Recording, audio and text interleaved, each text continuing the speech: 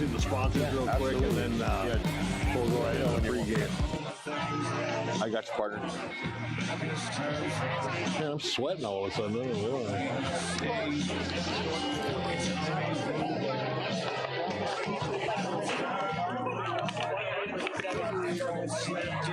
I got one. You got one? Okay.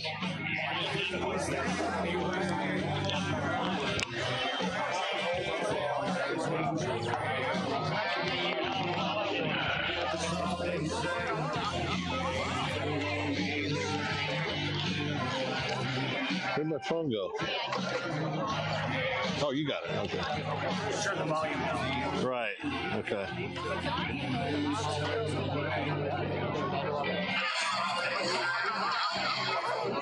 Okay.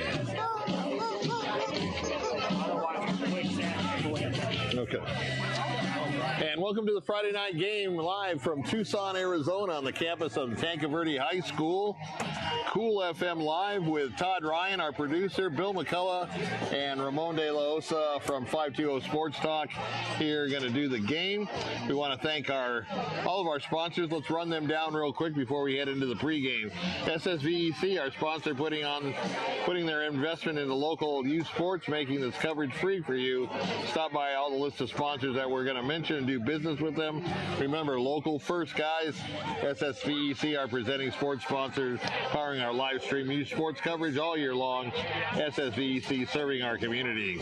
Prestige Remodeling and Restoration in Sierra Vista has hired a visionary approach to customer-centric service. Visit them at prestigesierravista.com. Seniors, helping seniors. Their caregivers are seniors themselves. They show up ready to exceed expectations. Check them out at southernarizonashs.com or call them at 520-487-4246. Desert RV in Huachuca City is aiming to build a community that surpasses RVs by giving back through local youth sports sponsorships, veteran support, and community fundraising events. Go to desertrvcenter.com.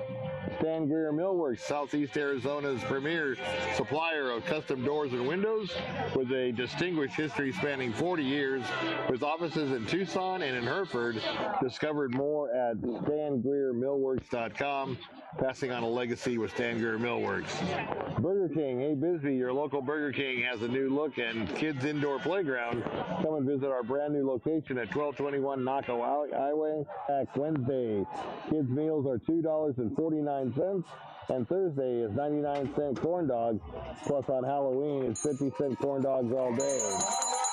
Duran Plumbing, serving Sierra Vista and Cochise County for residential and commercial plumbing projects for over 10 years with a lifetime experience in the industry. Proud supporter of local sports programs and athletes. Sherry Ethel team at Long Realty. Proud support our young athletes all season long. If you're in the market to buy or sell, make your first call to the real estate experts at 717-599-2439. Eagle Plumbing providing expert service in Cochise County for over 50 years. Family owned and trusted for everything from leaks to major repairs. They're just one call away. That's Eagle Plumbing, proud supporters of local sports. Always Faithful Dog Training, correcting behavior and obedience challenge by building a relationship of trust and respect through leadership training with no treats, no clickers, no shot collars, and no gimmicks. So that'll do it for our sponsors. And welcome to the game tonight from Tanque Verde High School in Tucson's northeast side. We've got two good teams here. They both lead their division. 2A South has Division 1 and Division 2. Tanque Verde is leading Division 1. Willcox is leading Division 2. So you got two number-one teams going head-to-head tonight, which is kind of a treat this late in the season, Ramon. Absolutely, Bill. I look forward to we've been fortunate enough to watch both these teams in action, and from what I believe, I think it'll be a good, competitive game. Both squads very well coached. Both quarterbacks really poised in the pocket. Good running games for both squads. So I'm definitely looking forward to a really good game tonight. And size-wise, Tanque Verde comes with the height.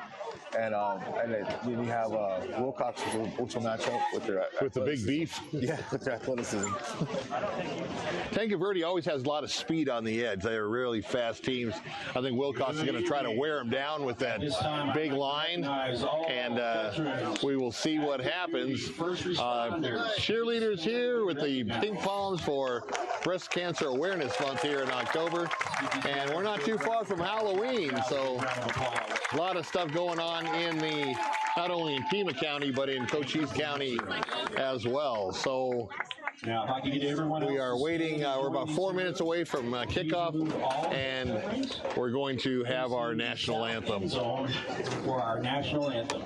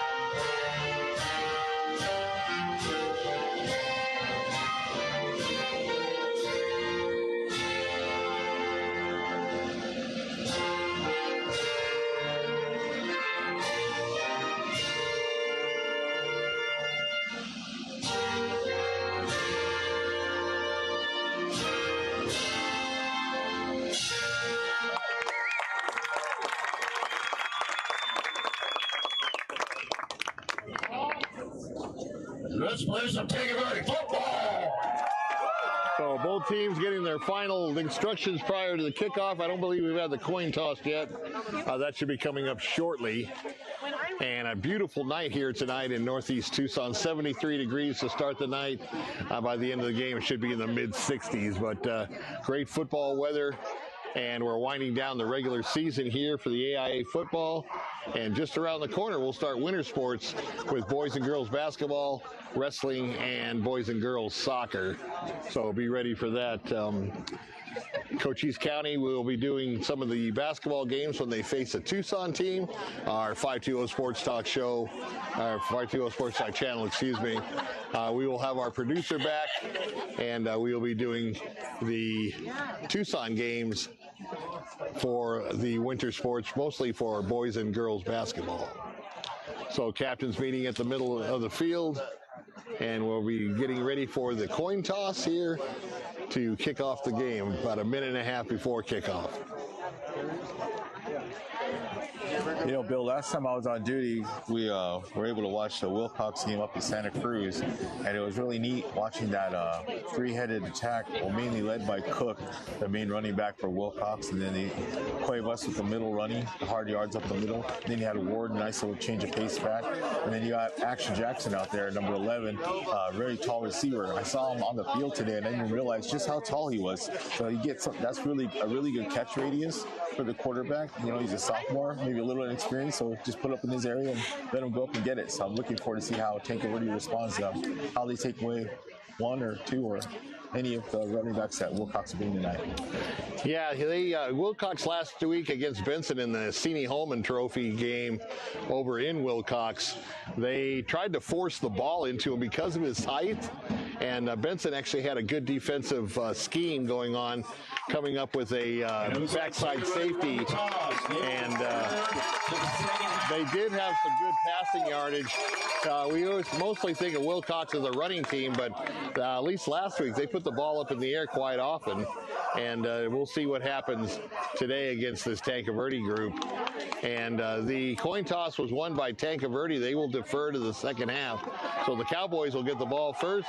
And we're almost ready to go here from Tucson, Arizona. I was really impressed with Rocco Haggard, the quarterback for Tanque Verde as well.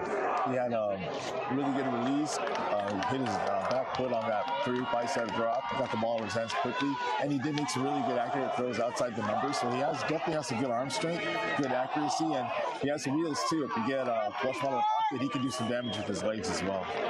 No, your special teams getting on the field. Number 1 versus number 1. 2A South 1 versus 2A South 2.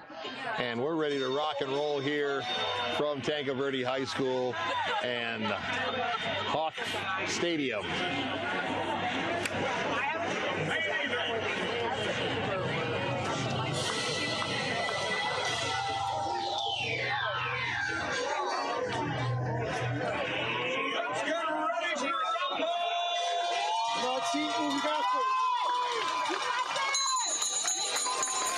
So Friday night football winding down the regular season, and we are ready to go as the game gets underway. Kickoff low and hard. It drops it at the 5. Going to pick it up, come to the near side, and nice coverage by the Tanque Verde kickoff team that kind of messed up the timing when he dropped the ball initially. Yeah, that was Morales right there. He misjudged that ball. It came at him a little hot, and he fumbled it a little bit, and I think that hurt his blocking. Yeah, it was a low kick, and just mishandled it deep into his own territory, but got it out. But good coverage by the Tanque Verde guys staying in their lanes. So it'll be 1st and 10 for the Cowboys in the first possession of the game, 11:45, as we just get started here from Tucson.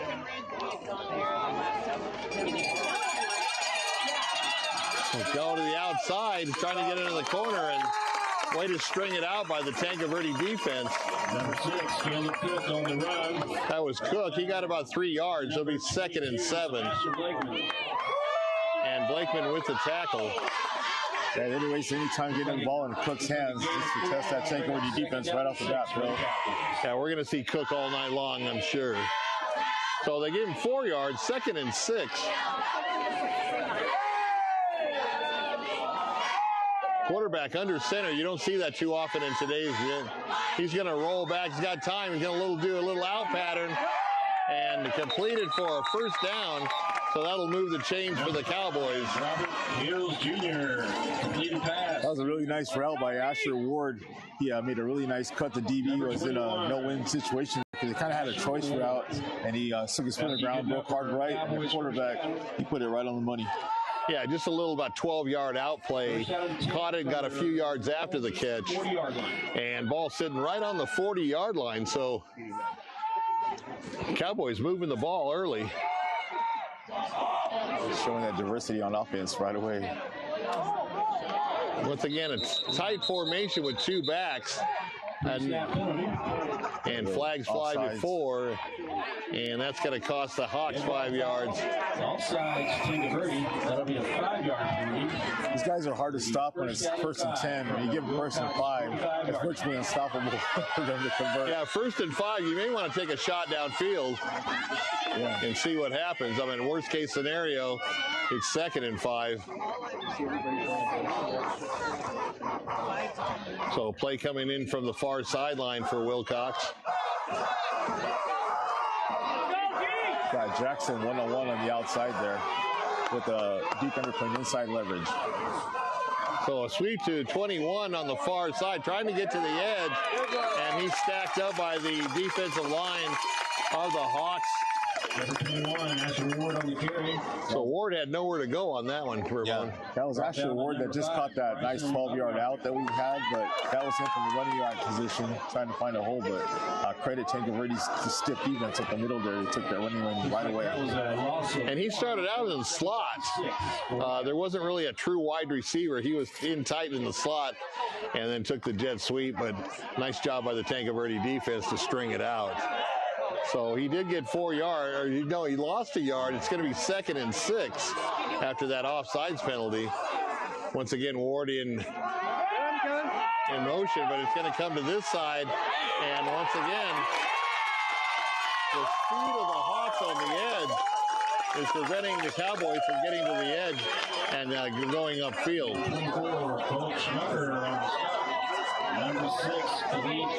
Yeah, that was Schmacker on that. It was really nice how he didn't get out leveraged. He played the outside, and Cook is not an easy customer to bring down one-on-one on the field. So that was a great tackle in the open field. Sure was. 42-yard line is the line of scrimmage. So after a 1st and 5, they've lost consecutive yardage on downs, and it's going to be 3rd and 8. So this is a big down for the Cowboys. Let's see if they go to number 11. He's on the outside on the far side of the field. And there it is. They're going to go deep for him. And incomplete, but it's going to be called a pass interference call.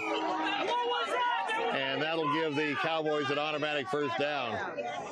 Bill, that happens a lot on underthrown balls. The receiver is coming back to the ball. The defender's playing the receiver, and he can't see the ball's underthrown. Right. It's unfortunate. That's the defender's in a really hard-to-win scenario there. Yeah, the defender, because that ball, like you said, was underthrown, that's where the pass interference call came in. So that's going to give the Cowboys a 1st down on the penalty.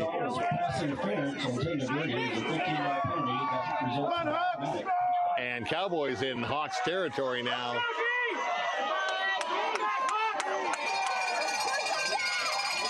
Just a little delayed handoff to Ward.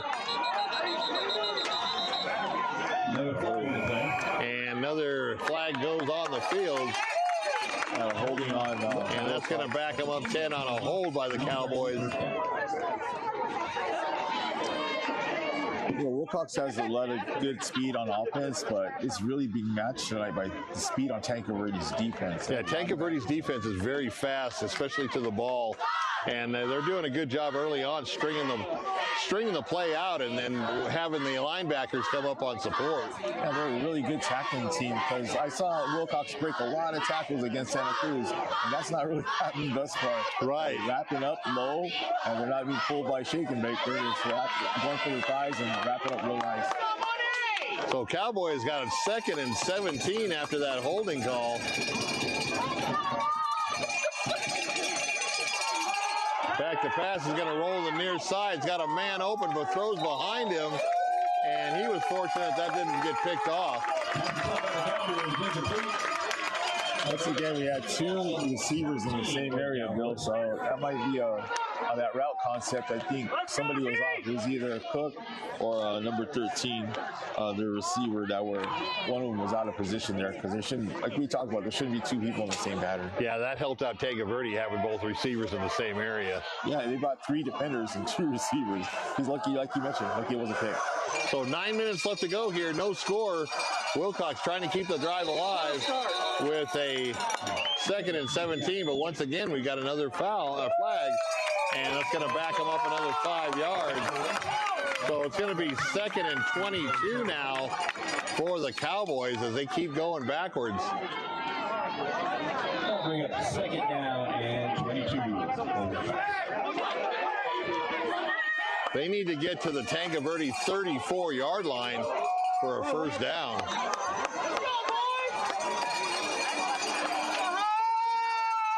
Back to pass. He's going to flip it out of the far side in the flat. And it's caught. And a minimal gain after the catch. He got about 2 or 3 yards after the catch, but not much more than that. The defensive end for Tanque Verde, the defensive end blew that play up. They had a running back chipping, and he blew that running back up. The running back had no chance. Usually the old man wins, but not in that case. He got knocked on his rear on that one. So Willcox now, after no gain on the play, 3rd and 22. It's not too many calls in the playbook for 3rd and 22. So no, it's like 3rd, and they got to get to Benson for a 1st down. Absolutely. So let's see what the Cowboys draw up here. I think they're going to be going to number 11. He's here on the near side. And just a straight play up the middle. It's a conservative call early in the game. 0-0 score, first drive. I agree. That's a good call by Willcox. Once again, a good coach team, and they can punt, pin them back, and play good defense. So I think that's why they ran the ball, because they're going to flip the field and make Tanque Verde go the length of the field on offense. It's good they didn't try like a long bomb or something outrageous there. So once again, whistles before the snap. Another procedure penalty. And movement by the line for the Cowboys. So after their drive started out well for Willcox, they just keep killing themselves with these penalties.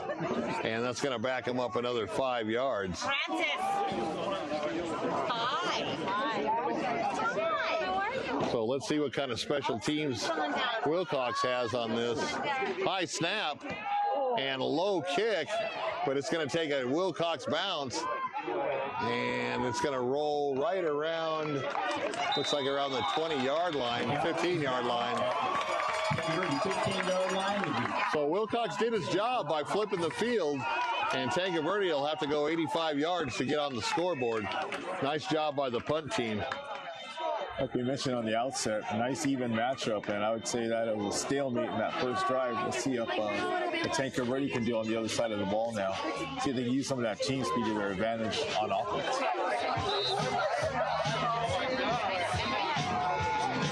So this is the Hawks' first possession of the game at the 7:25 mark here in the opening quarter.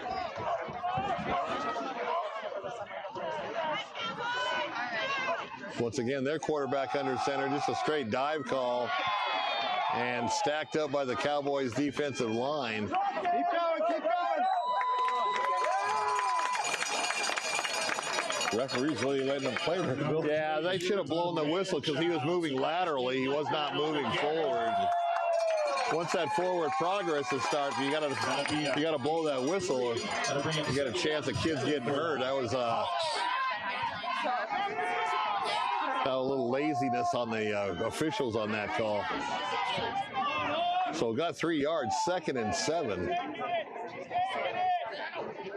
Here comes the blitz up the middle. He's going to try to go off tackle the far side, and once again stacked up by the Cowboy. Out of the Wildcat there, Bill.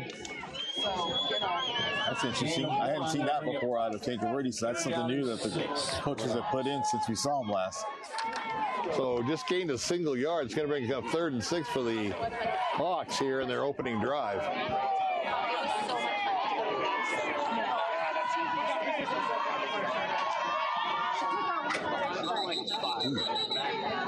And timeout for Tanque Verde. They're going to talk it over.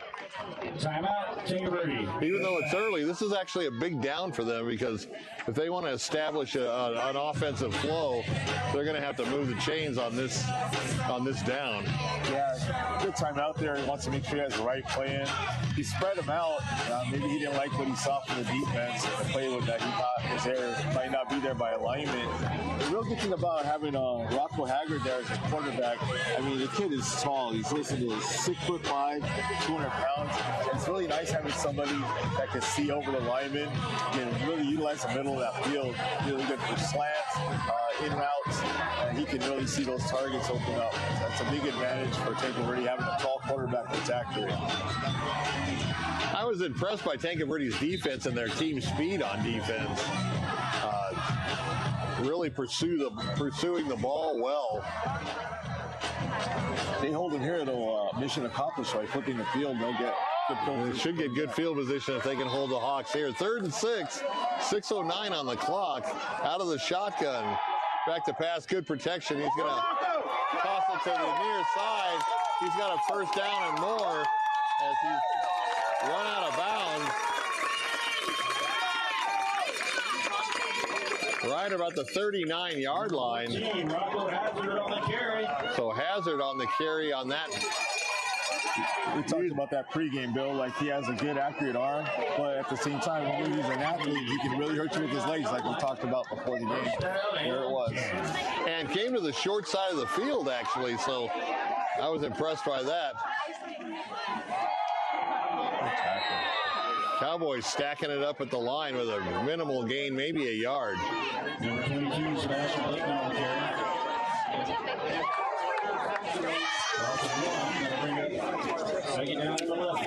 So he actually lost one. Nice penetration by the Cowboy defensive front. Yeah, that was Alan Allred. He knifed in there. Love seeing those D linemen make plays like that. So 2nd and 11. They're showing blitz coming right up the middle. He's going to toss it to the far side. And he was fortunate not to have that one picked off. The defensive back was actually looking at the receiver instead of following the ball, or he could have got an interception on that one. Yeah, number 6 for Tanque Verde, Devin Pack. He was streaking down the field.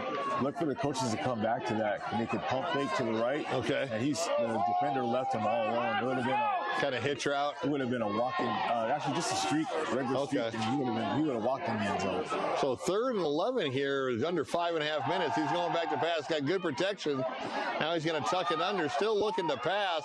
Throws it over the middle. He's got a wide open receiver. And down inside the 25-yard line come the Hawks. There's his favorite receiver, Cooper, and all else fails, find Cooper. Yeah, Cooper with not only a nice catch, but a nice run after the catch to get that extra yard. So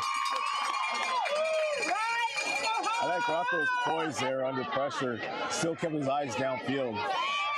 So inside the 25-yard line here for the Hawks. Dive up the middle. Boy, he got stood up and hit hard by the Cowboy linebacker there. Ball down by number 73, Christian Teeters. So Teeters smacked him hard. He had a full head of steam, and he just stood him up and stopped him in his tracks. Gain of 5 on the play, so 2nd and 5. Yeah, that was Blakeman. He got a rude awakening. Oh, the Blake, yeah. Little pitch to the far side. He's going to try to get the edge. He's got the corner, and nice pursuit. I think he should have headed upfield a little sooner. He's still running east-west. Yeah, Schmucker looked like he had, like you said, a good cutback lane, and he tried to beat the Willcox Cowboy to the corner. And yeah, he could have had a first down, but it's 3rd down and a yard. Still very manageable, but you got to run north-south when you finally get to that edge. 3rd and 1. So 3rd and a yard. He's going to just go off tackle to the near side, and that should be enough for the first down as they'll move the chains, and the Hawks keep their drive alive here on their opening possession. For a drive that almost got bogged down on their side of the field, they really utilized this drive to get his scoring position. Well, the Hawks have converted 3 big 3rd down plays on this drive. So 1st and 10 for Tanque Verde now, looking to score. And just tough running off tackle on the far side. The refs are going to give them every inch tonight. Once again, the refs just kind of slow on the whistle. Something Willcox going to have to do with Rocco back there at quarterback. They're going to have to maintain the rush lanes, because if they over pursue, he's going to burn them with his legs. Yeah, if Rocco can get on the outside, and like you said, if they don't stay in their lanes, it's going to be trouble. So 2nd and 10 after no gain. And same play to the near side, and he might have got it 1 or 2. Number 22, Sebastian Blakeman on the carry. So scoreboard's way off. I had 2nd and 10, but it's like 3rd and 2 now, long 2. Down and 2 for the Hawks. Got a lot of options here. 3rd and 2. I wish they had the yard markers on the field instead of on the sidelines.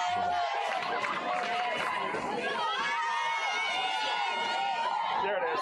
And into the end zone for a touchdown. So the Tanque Verde Hawks first on the board here. And just under 2 minutes left to go here in the first half. So quarter went by really quick.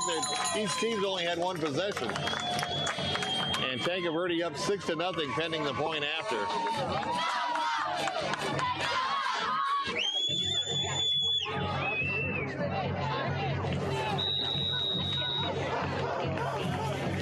is up and good. So with 1:59 left to go here in the opening quarter, the Hawks get on the board and lead 7-0.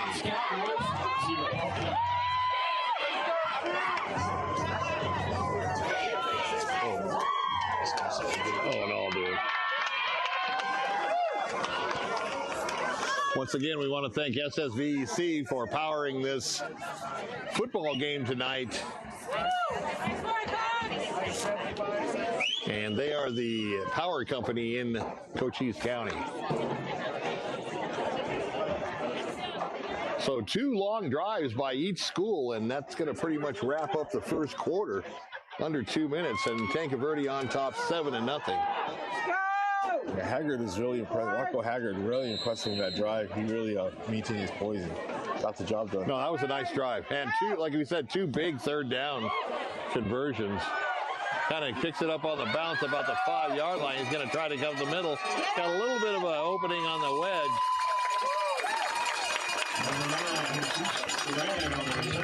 Once again, good coverage by And it'll start out about the 25-yard line. It looks like they're going to put it.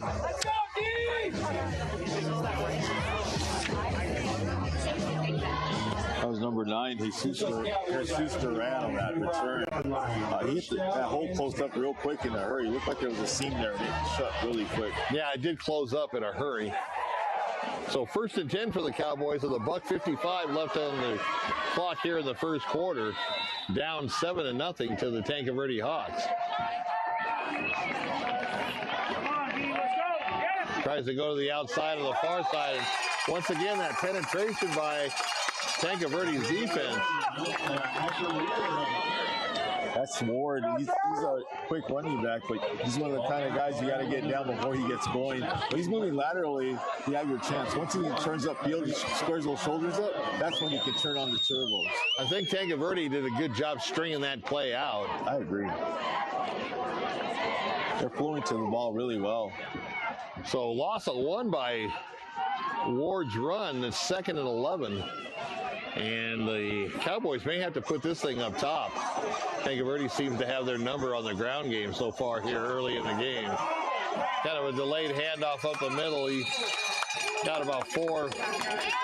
Number 13, Cuevas on the carry. And Cuevas is the running back. Down by number 10. He gets all those rough yards up the middle, and more of the same tonight. He gets all those really tough yards right in between the tackles. And credit him, man. That guy has a lot of heart, a lot of effort. So ball at the 29-yard line, and this will probably be the last play of the first quarter, unless we get an incomplete pass or something. That's how Trust Hill to put in the air. So once again, Tanque Verde jumps across the line where they drawn off. Let's see what the call is. And they're in the neutral zone by the Hawks, so that'll cost them 5 yards. Wow, that changed that 3rd and 6 to a 3rd and 1. See if they make a pay for that mistake. Now the whole playbook's open here. So 3rd and 1. I'm not sure they're going to get this snap off before the end of the quarter. They may.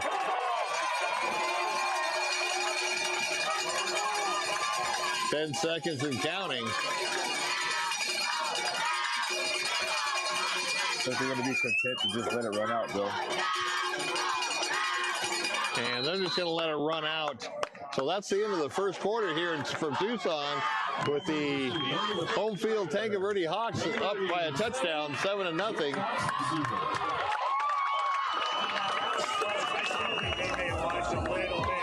We had 3 guys up.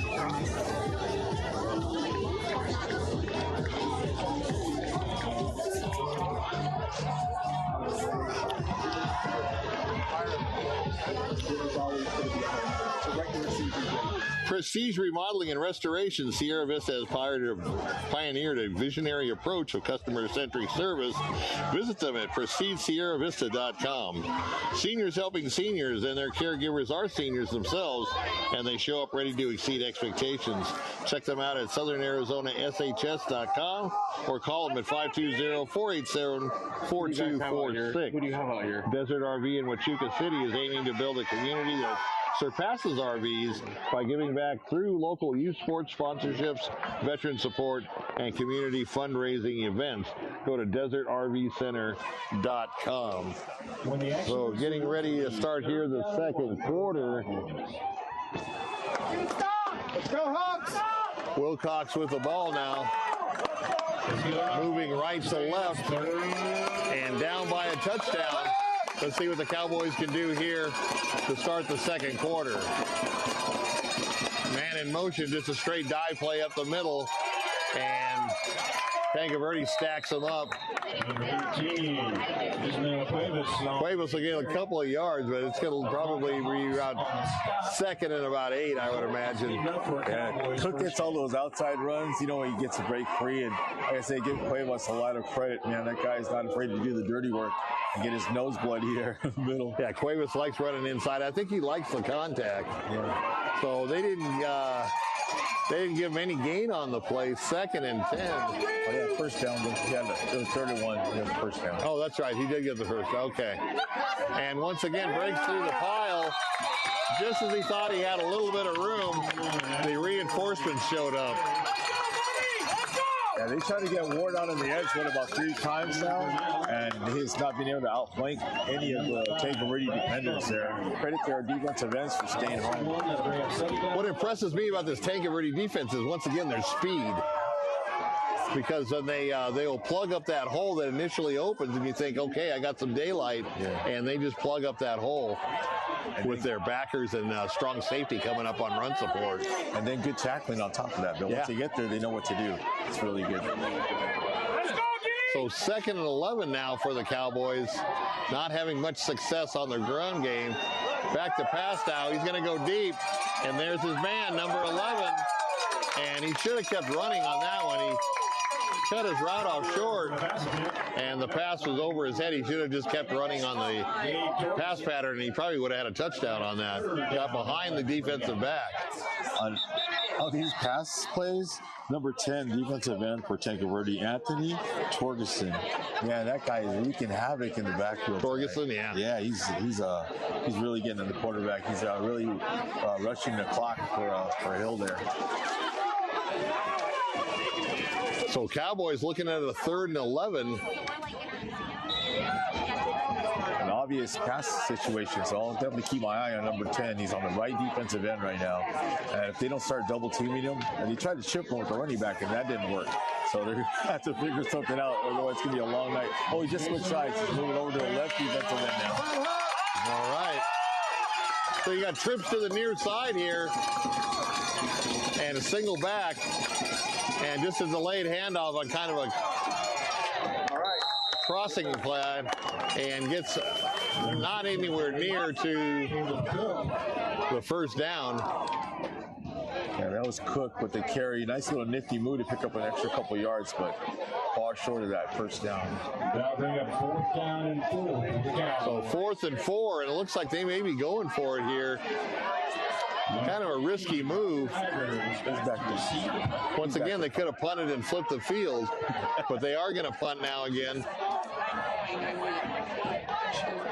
Sorry. Long time to punt. Nice punt, a high punt.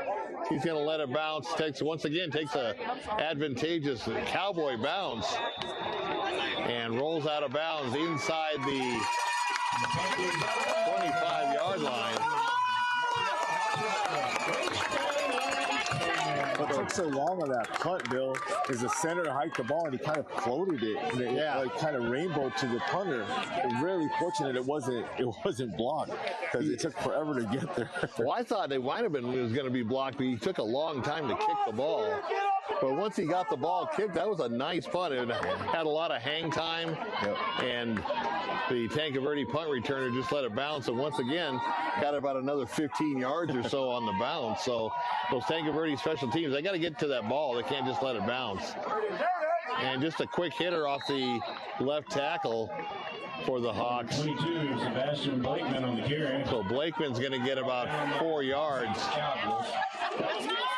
Yeah, Blakeman does pretty well when you directly snap it to him or if you hand it off. He's pretty talented. Second down and 7 for the Hawks. So they didn't give him the spot he wanted. 2nd and 7 after a 3-yard gain.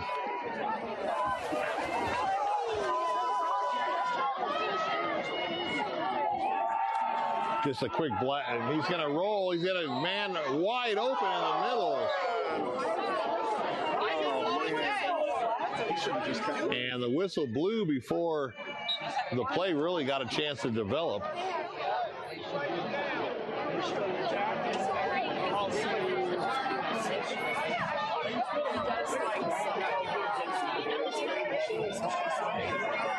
These refs are kind of whistle happy tonight, I think. A lot of penalties, a lot of stoppage of play here in the first half. Clock stopped at 8:56 here until halftime, and a 2nd and 7 for the Hawks.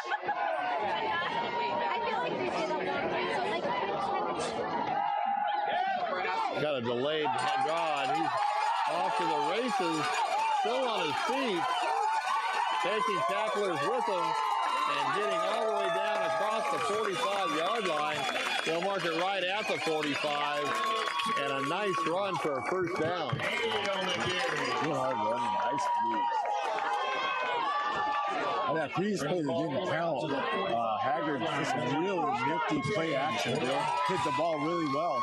Looked like a young Peyton Manning out there. I was really impressed with that. Yeah, that was a nice play action. So 1st and 10 for the Hawks now at their own 45-yard line. Little jet sweep to the far side. No, he's refusing inside handoff. Had me faked out. And another nice gain from Torgerson. Jackson with the tackle, but not before Torgerson got 8 yards. Torgerson, when he's not playing defensive end and wreaking havoc on defense, looks like he can do a pretty good job carrying the ball as well, bro. Nice exactly. So 2nd and 2. Let's see if they take a shot downfield. I'm just going to pitch it to the far side, trying to get outside. He's got the corner and more, and that's going to come back as they're going to get a holding call on the Tanque Verde Hawks. Right now, Tanque Verde's the only one stopping themselves. You got to give it up for their play calling, though. Really happy. Impressed with the way their play selection is going. They're going left, right, middle. So basically, Willcox, you're on your heels right now because they don't know what's coming because everything's working right now. So where do you start? You got to defend the run. Like I said, right now, Tanque Verde's only stopping themselves at this point. They had a lot of momentum going. The only thing that's going to derail them is these yellow flags. Yeah, those holding calls are tough, too, because that's a 10-yard penalty. So instead of 2nd and 2, now you got 2nd and 12 for the Hawks. Once again, a handoff, and not this time. He did get up to about the original line of scrimmage. So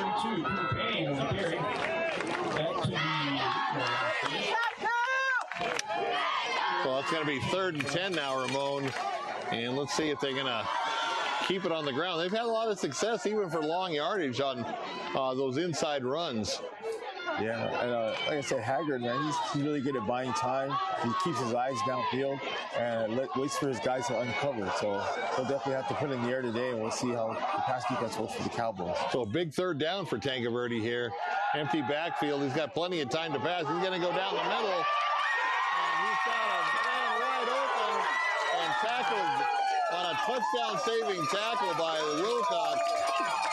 So that's the exact play that we talked about earlier, where you pump fake it to the screen, and then you go downfield to the sweeping receiver. That was set up earlier in the game. Credit to the coaches for seeing that and going to it. That was excellent. That was a great play, and you know what? That was actually a better catch than a pass. It was there for the taking, and really credit the coaches for picking that up earlier. Well, they set it up on that last drive, like you said, and put it right on the money. But like I said, it was a better catch than a pass. Go! And bounces off the first tackle and into the end zone for a touchdown for the Hawks.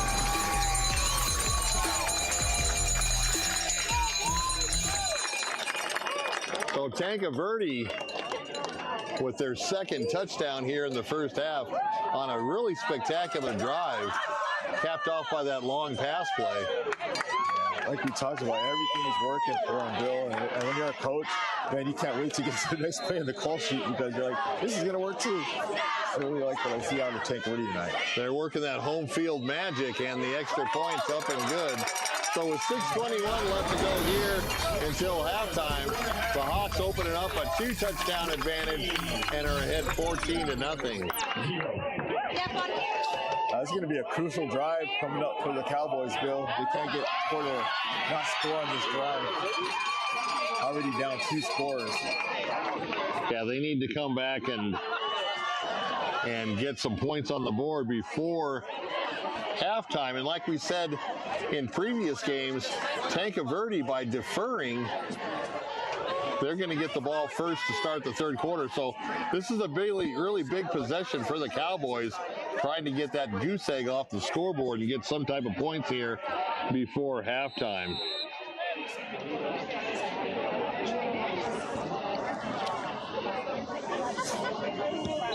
So offsides by the Hawks on the kickoff. That'll back them up 5 yards, and they'll kick from the 35. Get a little taste of kicking from the college distance. There you go. Something I'll say about Haggard real quick. I really like his footwork. It's improved so much from early in the season when we saw him. Like, he was rushing throws, his feet weren't set. Tonight, he's been on point.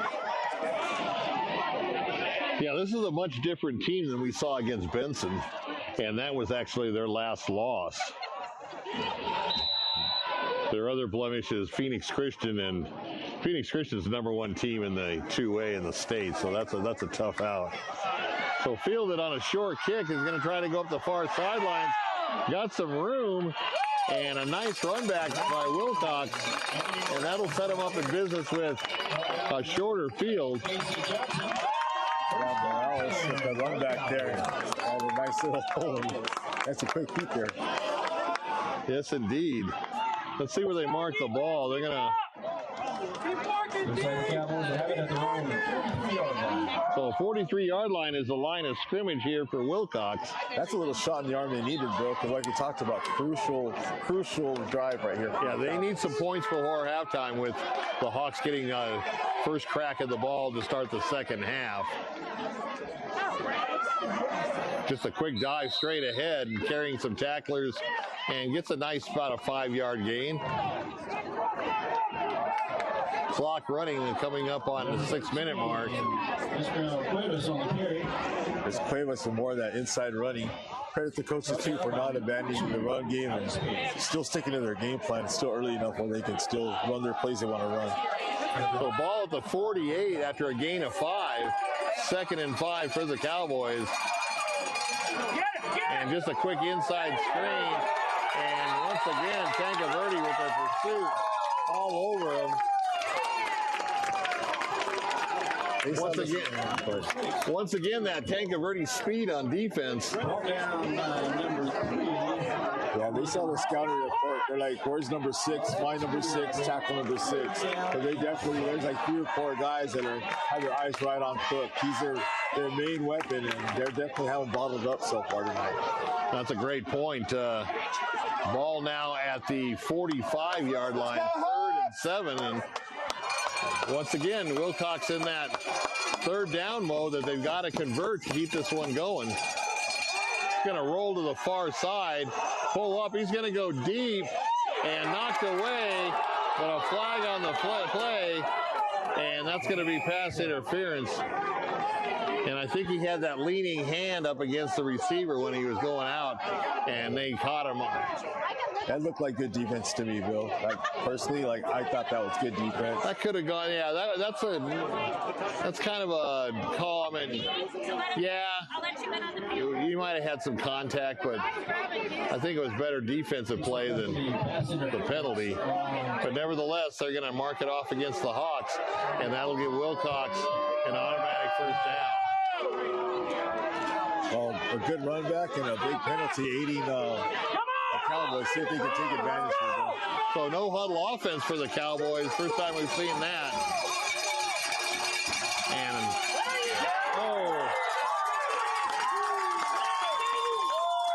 I thought that might have been a face mask. I think they missed it. That was a missed face mask call, or that would have been another 15.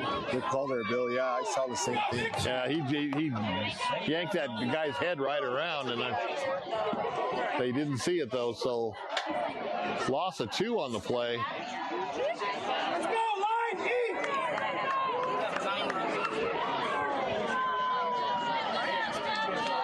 See, Willcox to take advantage of Tanque Verde's aggressiveness because they're flowing to the ball. Man, they're just flying to the ball. So see if they can get a They want to run some screen play. Screen or some kind of misdirection.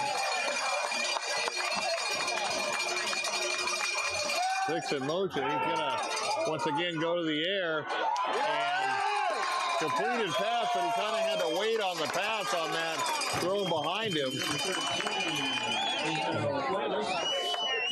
So Cuevas gets back to the original line of scrimmage, and it's going to be 3rd and 10.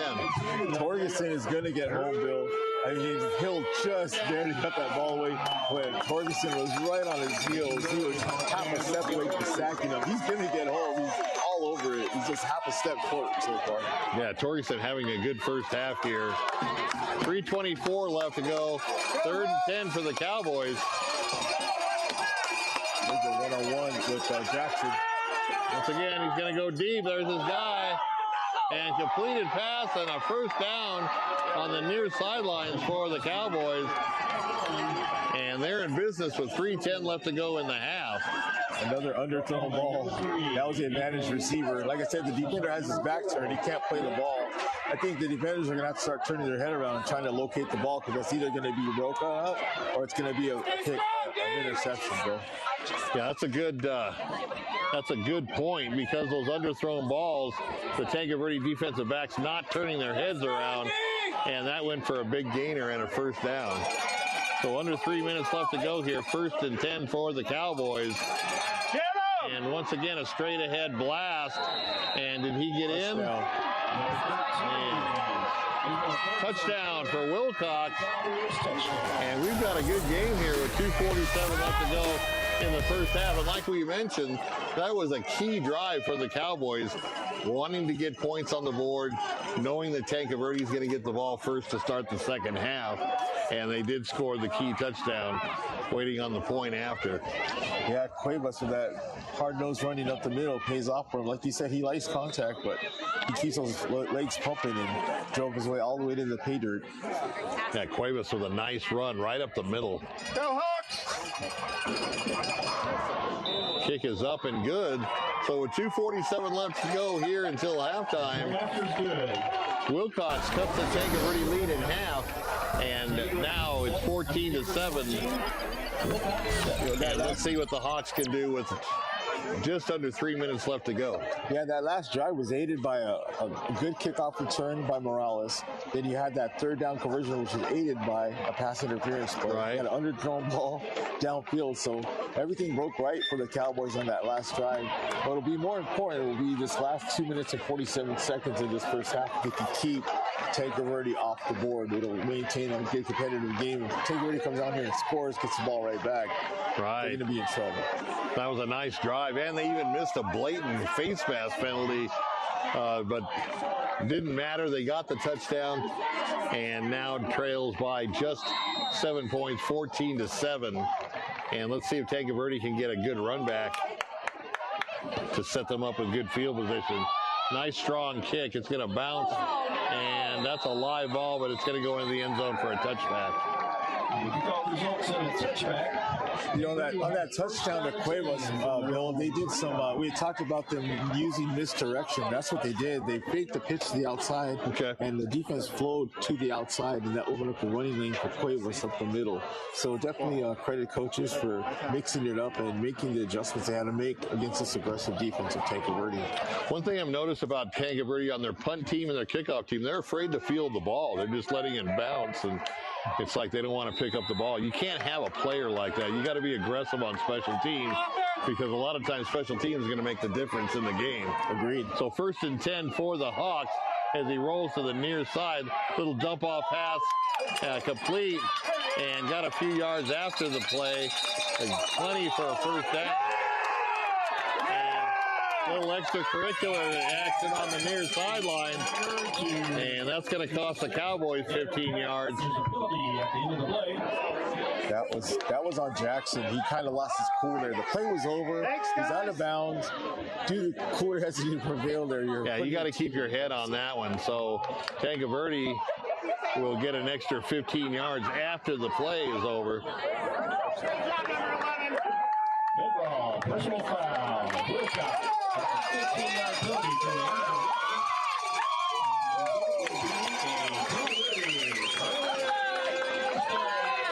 a little frustrated because he's not really getting the ball on offense, so he's taking a little of that frustration out in the wrong place. Yeah, they're bottling him up on offense, like you said, and just let his temper get out of hand.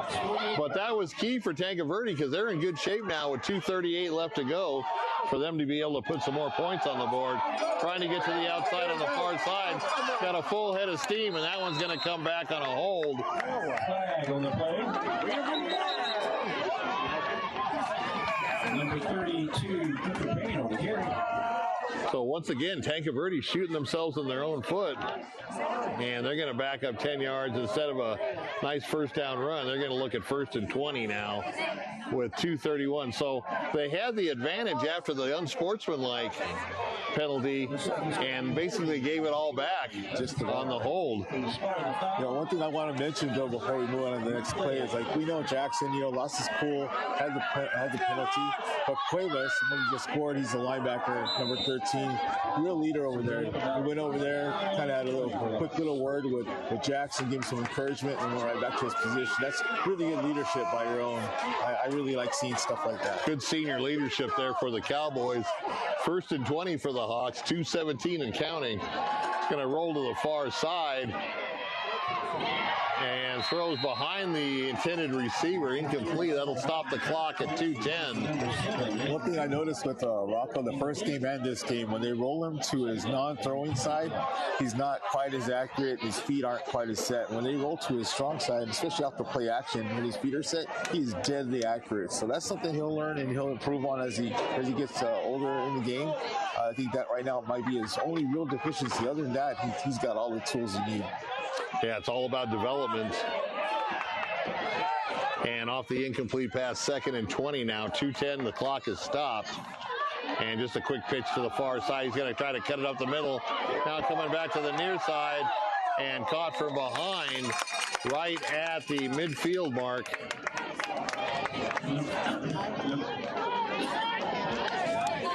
Number 24, Colt Smoker on the So that'll bring up a 3rd and 12 now for the Hawks. Ball sitting right in the middle of the field at the 50-yard line. It's a really good opportunity for the Cowboys here. They might be able to time out. Let's see if they do that play action pass and that streak play. No, they're going to hand it off. And no, it is a pass to the far side. And completed way downfield. Nice fake on the run.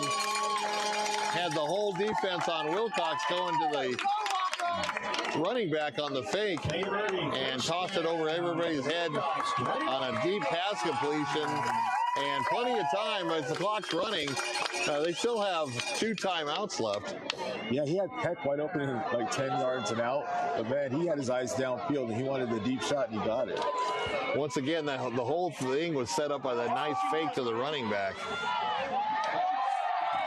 Little off tackle, a nice penetration, shooting the gap and tackling him in the backfield. Number 32, Cooper Payne on the and now it's going to be a timeout for Tanque Verde with 59.2 seconds left. Trying to steal some points right here before halftime, knowing they get the ball first. That was Cuevas that knifed in there, Bill, and made that fantastic tackle. He shot it like a missile. What a nice night for football, Bill. Beautiful night here for football. It's starting to feel more like fall weather. It's starting to feel like football weather, Bill. It's getting too warm. We need to chill in the air, a little bit of frost on the grass. Make it feel like real football weather. Exactly. Stan Greer Millworks, Southeast Arizona's premier supplier of custom doors and windows with a distinguished history spanning 40 years with offices in Tucson and in Hereford. Discover more at StanGreerMillworks.com, passing on a legacy with Stan Greer Millworks. Burger King, hey Bisbee, your local Burger King has a new location and a new kids playground. Go check it out at 1221 Naco Highway. So 2nd and 11, and a little cross play in the secondary, and he's going to go in for a touchdown. Tanque Verde.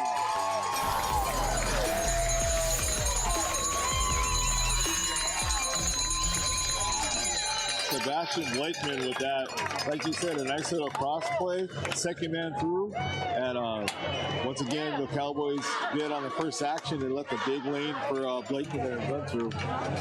Well, that's a big touchdown for Tanque Verde because, like we said, they get the ball first to start the second half, and now going back up by 2 touchdowns. Kick is up and good, so with 52 seconds left to go in the first half, the Hawks lead 21-7. All that momentum that the Cowboys had after that last drive just went away in that one drive by Tanque Verde to get it right back in their side. Yeah, that was a big possession for the Hawks. That's a backbreaker possession right there.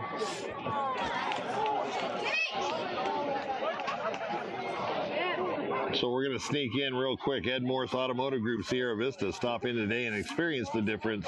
Cochise County is now backed by Morse. I'll see if they get another big run back here. Yeah, if they can get a big run back, they may be able to at least take a shot downfield in the end zone. Nice kick, high kick, fielded about the 5-yard line. Trying to go to the far side, now cuts back up the middle, and a nice running tackle. He went flying in there on special teams. So Morales gives him a decent run back, but not a lot of time left. 46.6 seconds to go until the end of the first half. And, you know, if I was Willcox, I'd probably just play a conservative. You're already down by 2 touchdowns. Looks like you're a good caller, though. It looks like they're just about in a conservative, tight formation, unless they're going to outpull him. Yeah, only one receiver to the far side, number 11. And he's going to try to take a shot downfield. And once again, the pass interference penalty comes out. And that's a big task to ask the shorter Tanque Verde defensive backs to cover a 6'5" receiver. And that's their 3rd pass interference call.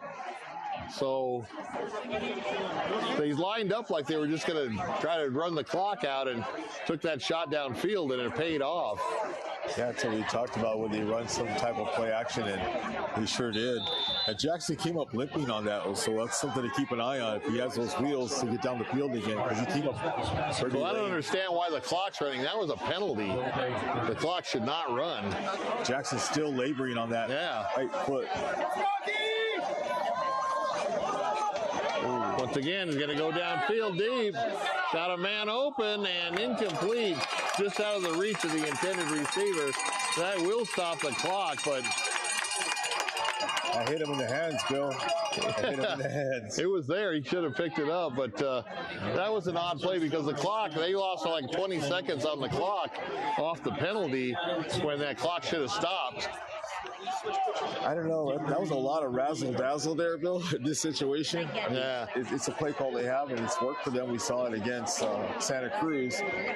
Unfortunately, the receiver didn't come up with that ball. It hit him right in his both Right in the hands, yeah. So they got time for a couple of plays. They do have all their timeouts left if they choose to use them, and there is a timeout here on the field here in Tucson. So with 16.3 seconds left to go, Hawks up by 2 touchdowns, 21-7.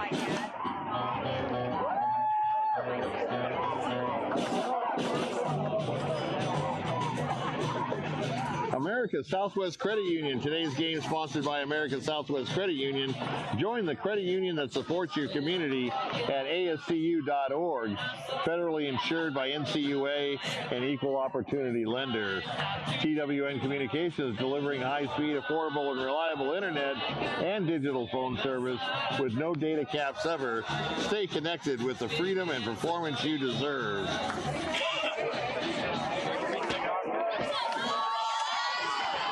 So time for a couple of plays here. And they're going to split everybody out, spread them out here on this possession, or on this play. He rolled the safety over to Jackson's side as well, Bill. Yeah, they got a cover 2 on the near side. Once again, he's going to throw it up. Once again, underthrown, but Tanque Verde was ready. Speaking of that cornerback underneath, he knew he had help over the top on that cover 2. Yeah. I look for more of the same on this next play. Probably the last play of the half here, Bill. Yeah, this will be the last play barring a defensive penalty. 8 seconds left to go here. You can't rule out a defensive penalty because they've been, like you said, quick. We've already had 3 pass interference calls on them. And one that was declined. Yeah. So, Tanque Verde,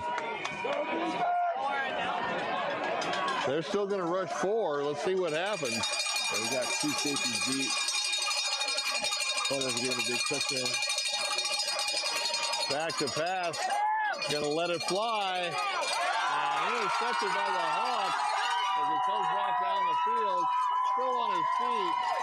And tackled at the 44-yard line. And that's going to be the last play of the first half. There is a flag, so we may have it untimed down here. We'll have to wait and see. I think it's post-possession.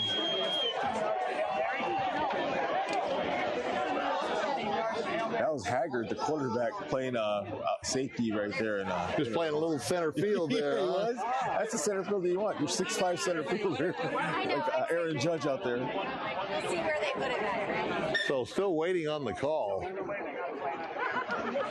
side or what?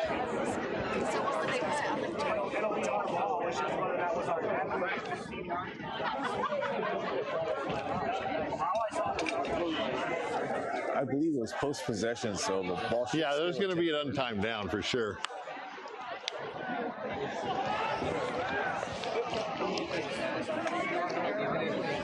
Brought 2 waters, got 1 done. I got 1 for the second half. I'm in good shape. That's what you call experience, professionalism right there, bro. That's right. Well, the union meeting breaks up with the officials there. They took long Personal enough. foul. Looks like it's going to be a personal foul. Personal foul. And is it offsetting? No. No, it's against the Cowboys. Now he's pointing over to Tanque Verde. I'm not sure. Do we have roughing the passer and unsportsmanlike conduct? So there's 2 fouls on the play. So if the penalty's offset, then it should be halftime. They shouldn't even do it down.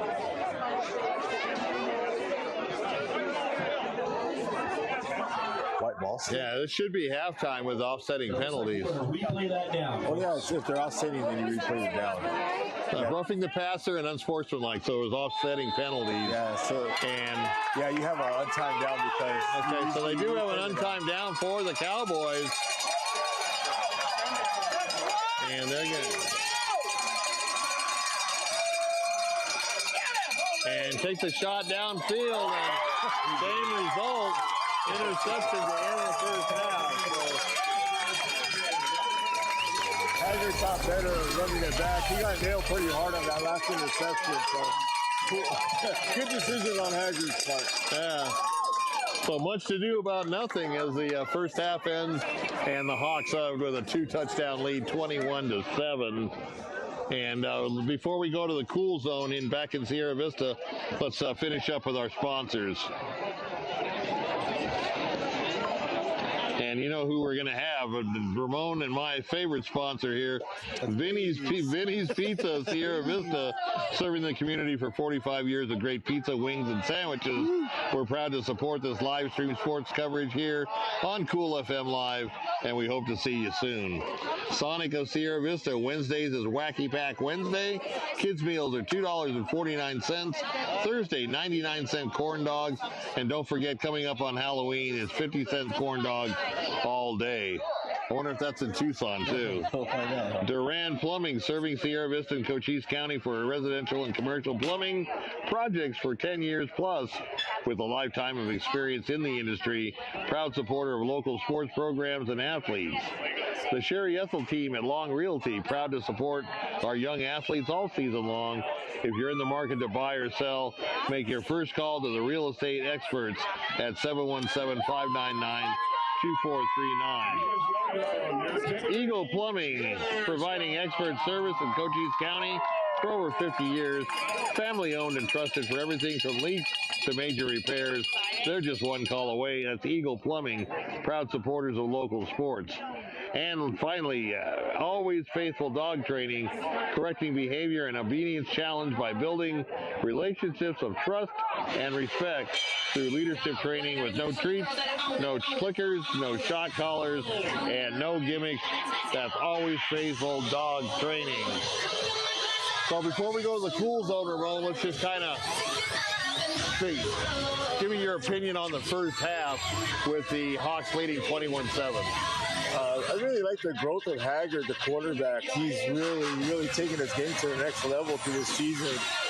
Really impressed with his play action, the ball fakes that he has, keeping his eyes downfield, making good, accurate throws. I like how the coaches in Tanque Verde were able to set up that play from that first drive on that long, fake screen and the deep shot down the middle, that streak that we had kind of called prior to that, and they went to it. So it's really nice to be able to see a coaching staff recognize and set it up for later. That's a mark of a really good staff there. So really happy to see that. I also like the diversity of their play calling. It really has Willcox on their heels. And unfortunately, like Willcox, point of attack, they're not pushing Tanque Verde back like they did against Santa Cruz. So I think Tanque Verde's winning skill position-wise, and they're winning the line of scrimmage battle. So overall, a pretty dominant performance by Tanque Verde. And to be honest with you, Willcox is very fortunate to be down only 2 scores, because that one drive they did score, they're aided by penalties, kickoff returns.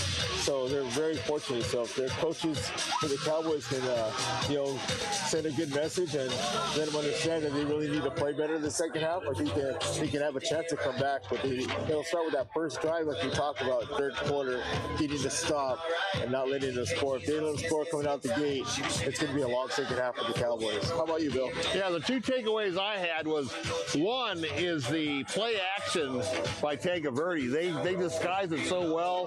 The running back faked me out a couple of times, and just looks like he has the ball, and then they end up going downfield for 2 big pass plays.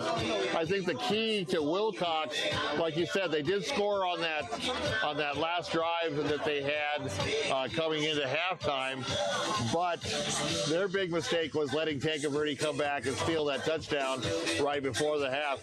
Could very easily be 14-7 and a big 1-possession game, but now they've got a 2-possession deficit, and they're going to have to try to figure out this Tanque Verde offense, which likes to go up top deep and have had a lot of success down the field with that long pass.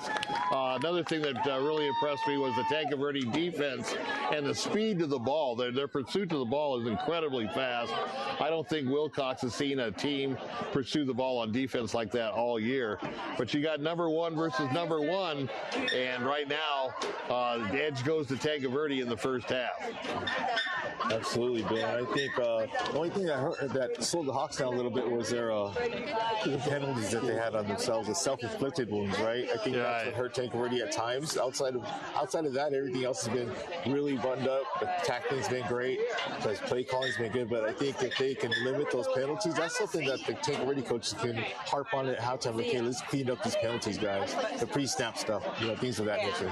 Yeah, there was a lot of penalties in that first half. I think the referees were kind of whistle happy there. A couple of them could have gone either way. A lot of pass interference, but that was because of those underthrown passes, and it just kind of let the Tanque Verde smaller defensive backs at a disadvantage, and they had basically nowhere to go and got flagged for that. But they did make up for that at the right at the end of the half with a couple of interceptions to end the first half and to preserve that 2-touchdown lead here in Tucson. Beautiful night for football. Just fall has come, thank God. Got tired of that 100-degree weather, and we're coming up on the Halloween coming up next week. Don't forget, for the 520 Sports Talk fans, Thursday we have the Arizona Bowl kickoff luncheon down at the Convention Center. Brian Urlacher from the Chicago Bears, and he played his college ball next door at University of New Mexico, so he was a Lobo, and obviously a great linebacker, Hall of Fame linebacker. He will be the keynote speaker at the Arizona Bowl kickoff luncheon. I think you may have time to still get tickets.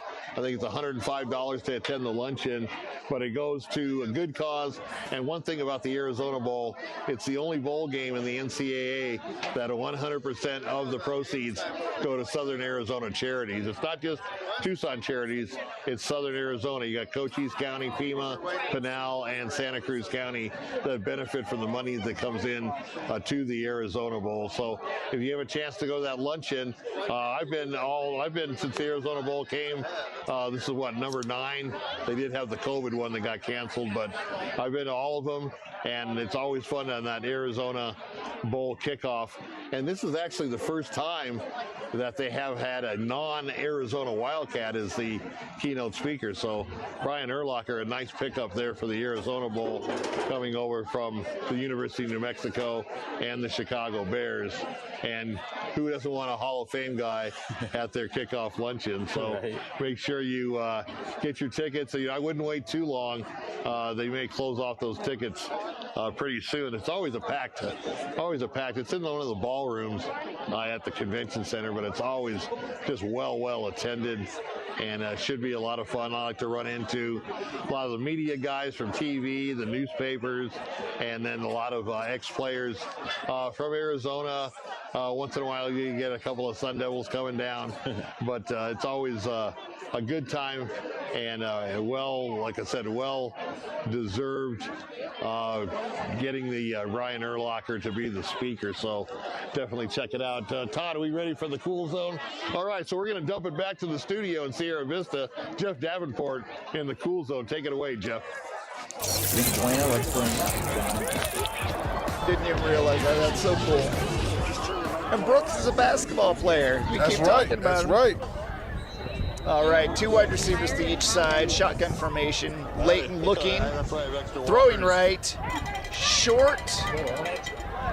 So he gets about 9 on that play. Does he have enough time? There's 5 seconds left. 4, 3. He calls a timeout. That's a timeout called by the Colts, so they'll get one more play at least here. That was a good So go ahead and catch bring there. them back down. So the Colts call a timeout. Yeah, are they close enough for Caleb to be able to just sling that ball as hard and as far as he can?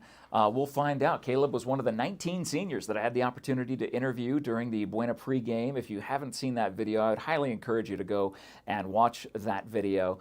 Please do. It was absolutely awesome. It is a fantastic tradition that Joe Thomas, the head coach of Buena High School's varsity football program, and I have worked out over these last, I think, 4 years.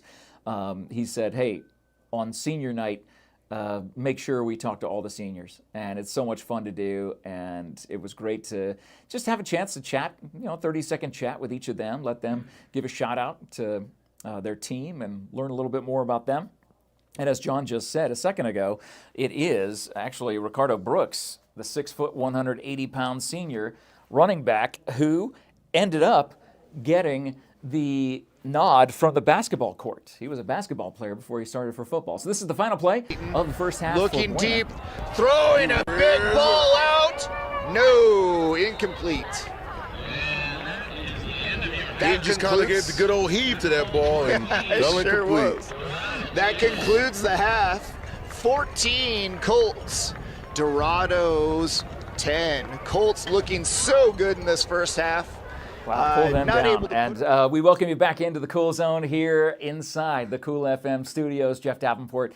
And that pass had enough on it. I mean, did you see where it landed? That pass landed right there. Yeah, it was. It was in the end zone. So, I mean, Caleb had some fantastic looks there, or a fantastic toss there.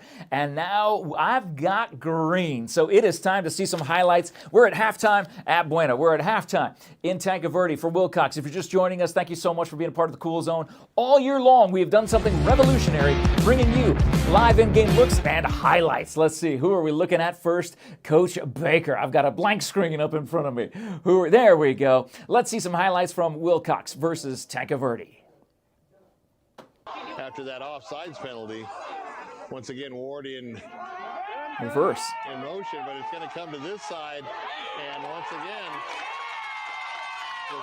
Great defense by the Tanque Verde Hawks cornerback coming up and making that play, staying at home on the reverse. Thank you to Sonic for sponsoring that. Let's take some more highlights that happened in the first half. Willcox versus Tanque Verde.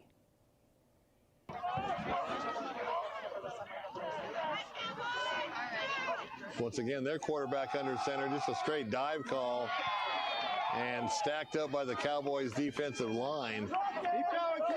That looked like a rugby scrum. That was about as rugby as high school football will ever get. Yeah, they should have blown. What a stop there by Willcox. Thank you, Vinny's Pizza, for sponsoring that highlight here in the Cool Zone. Jeff Davenport taking a look at some of the fantastic first half highlights. But a lot of Tanque Verde. Oh, Tanque Verde. Oh, look at that. Wildcat formation. And running it in. So the quarterback ended up slipping over into a Wildcat, excuse me, into the slot. And they direct snap to the running back who had the blocks in front of him to get the score. Now let's see some Buena highlights. Here we go. Versus CDO. Again, first half highlights. To the right side, one to the left. Looking deep. Throws over the middle. Picked up by Jake Thomas. He's going the opposite direction. Cuts back to the right side. Cuts again. Broken tackle. In front of him. He's got it right back to the 20-yard line. And Thomas with another takeaway. A huge pick by Jaden Thomas there in the first quarter when the score was still 0-0 to be able to put the Colts in scoring opportunity. Wide receivers out to each side. Looking deep. Throws out to number 2. He's open. He's off to the races, and he's got Green Acres in front of him, and I don't think Thomas is going to catch him. Into the end zone. Touchdown, Dorados. A very unusual set of events. Buena had that amazing field position, and they were not able to do anything with it. And CDO struck first. Let's see some more highlights from this game. Not always pass heavy, but it looked like he just five ace and orange matchup. And the Colts kind of there was the replay. Actually, look at that great effort there tight angle. By who was that? That was number 2. Yep, Jaden Smith, the sophomore corner athlete, wide receiver, 5'10", 160. Man. Yeah, he had some wheels. Take that thing and just go. And here was the extra point. Kick is up, and it's good. Score is 7-0 Dorados over the Colts in the first quarter. So again, Dorados struck first in this game, this 5 ace and orange matchup. Let's see the kickoff. High, right off of Brooks' hands. He recovers it. And he's shot he's out of a cannon. He's gonna score. He is so much faster than the rest of his players. For him. Into the end zone. Touchdown, Colts. What an answer. There's Jaden dancing. That's why you thought it was Jaden. But it was Ricardo Brooks returning that ball after knocking it down and getting around it. picking it up and 29 racing all left in the the first way period. into the end zone. Can we see that one again? Can we go back to that one again? I want to know how many yards that was. Was that 90? It was 95 yards, wasn't it? Did he get that at the 5-yard line? Let's see where he picked that ball up, because that could have been as far as he possibly could have. This is the best part about the cool zone. Put a pass in traffic, and the Colts Nope, that was the replay. position to get a stop there. Okay, so we have to see this one, and then we'll go to that one. Can you bring their audio down? Jaden Smith.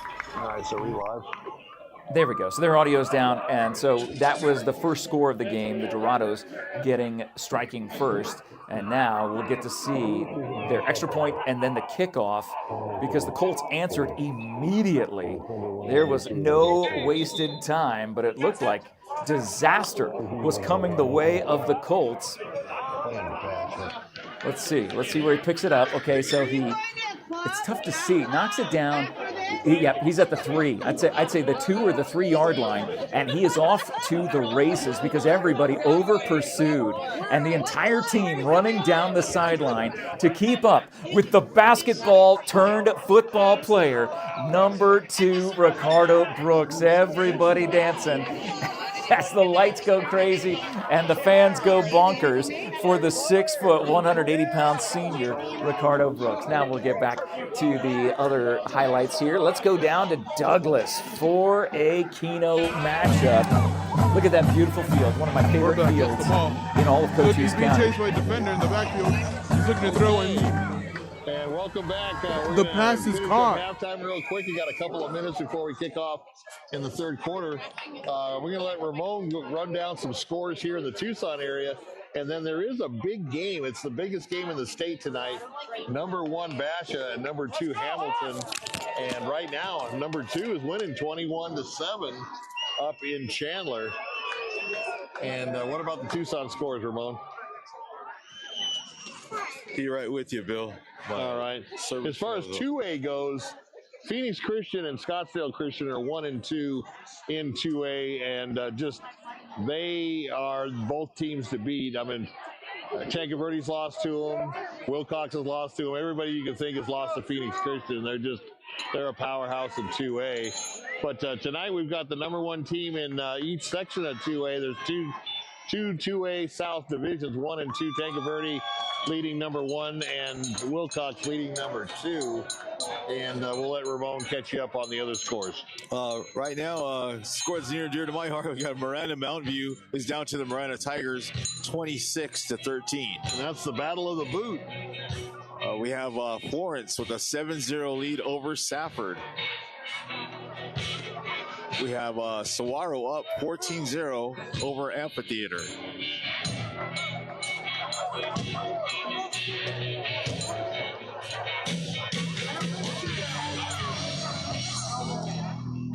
We have Buena up 14-10 over Canyon del Oro.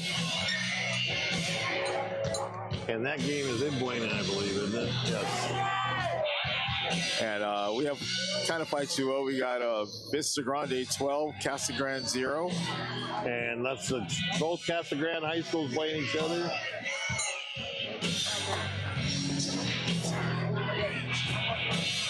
We got Maricopa and Nogales. Maricopa's up 8-6 over Nogales. Got a defensive battle there, Bill. Oh, Nogales is competitive in this game. I like it. Yeah, the Apache's working hard on that one.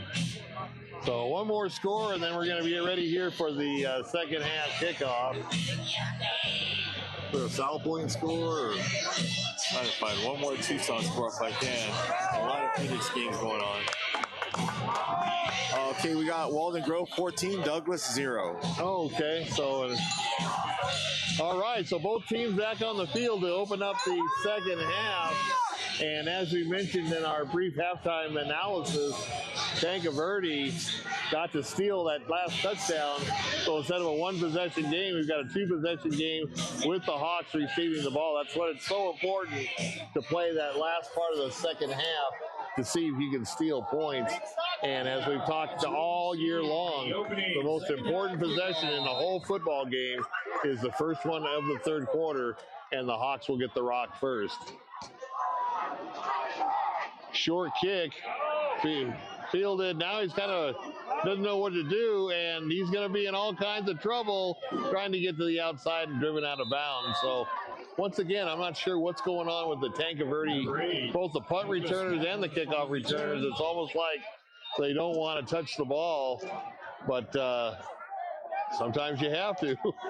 More times than not. It looked like he was expecting the other player to, like a reverse. Well, I thought it was going to be reversed too, and then the guy never came over. I think that's a surprise to returner the most. And now he's just like, oh shoot, I got the ball. I got to do something with it. So Tanque Verde will take over 1st and 10 on the first possession here in the third quarter with not good field position. They got a long ways to go here if they want to put some more points on the board.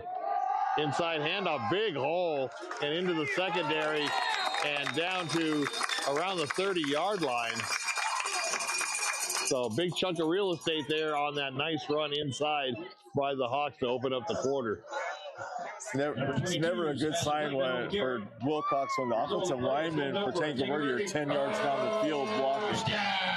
Right, exactly.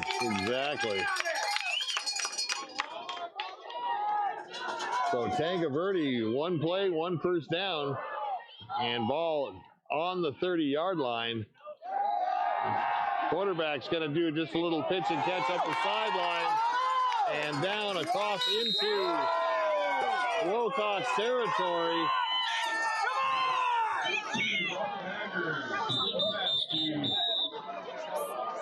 Number 32. Hey, there's a flag on the play. So there's a flag, but it's going to be marched off the other way against Tanque Verde. As long as we can do it the other way. Feel sorry for that ref. He's kind of limping around. I don't know if that's from a game injury, running into a player, or maybe he's just old like me. I don't know. You need to have Icy Hot as a sponsor. Icy Hot as a sponsor, right. All right, so the call goes against the Hawks. It's going to be 1st and 20 now, but they've already shown early on that they can move the ball in big chunks. Let's see what they draw up here. Out of the shotgun. Inside handoff off the far tackle, and a nice head of steam as he headed up and got into the second wave in the linebacker area. We had talked about the second half adjustment. It was limiting penalties for Tanque Verde, and here we are, the first drive coming out of the gate and first penalty. So that's something they definitely need to work on, especially if they go into postseason play. Those kind of penalties, drive killers against others. Yeah, you should not be penalized that much this late in the season. Like you said, just getting ready for the postseason. He's going to roll to the near side, looking downfield. He's got a man deep, and both of them went up for the jump ball, and it landed right in between them. Incomplete. So 3rd and 15 now for the Hawks, and this is actually a key down for the Willcox defense. If they can hold them here on this first possession and not have any points get scored, they can get right back in this game. It's going to be important that the defensive line for Willcox maintain their rush lanes, because if they let Haggard out of the pocket, he's really dangerous with his legs. He can pick up 15 yards easily, especially if these receivers go deep and they're man-to-man. So Haggard in the shotgun. He's going to go back. Here comes the blitz from Willcox, and they nail him in the backfield for the first sack of the night. And that's going to wrap it up for the Tanque Verde possession as they come out in their punt unit. Yep. That was Allred right there that got that penetration from that defensive line position again. He's had another good game. He had a solid game against Santa Cruz, and he's backing it up with another good performance tonight. He's one of the highlights of the Willcox defense tonight. He's playing really hard. So 4th and a mile for the Hawks, and they're going to be kicking right inside the 5-yard line. Willcox with 2 return men, Bill. A little unusual. Yeah, it is unusual. A little bit of a rugby-style kick and off the side of his foot, and Willcox is going to get the ball right around the midfield mark.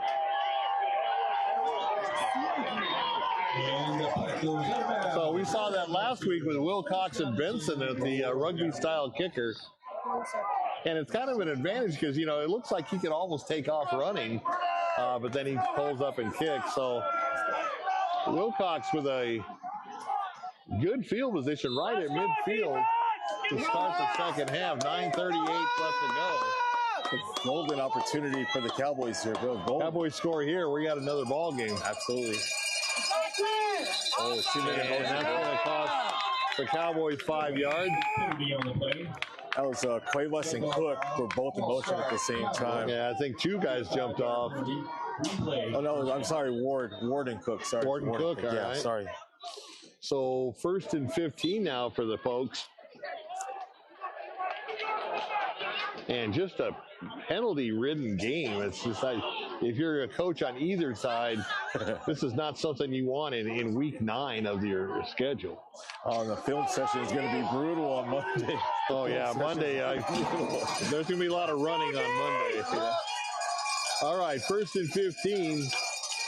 Fakes the jet sweep, and he did pull it up inside. And minimal gain, got to about the 47-yard line. They have really bottled Cook up tonight. From what we saw in that Santa Cruz game, he was eating yards up by the dozens, and so far he's been bottled up. But he's one of those type of running backs that you just keep eating the ball, because eventually he'll break one. You know he's going to break one. It's just bound to happen. Once again, that Tanque Verde defense very fast in their pursuit.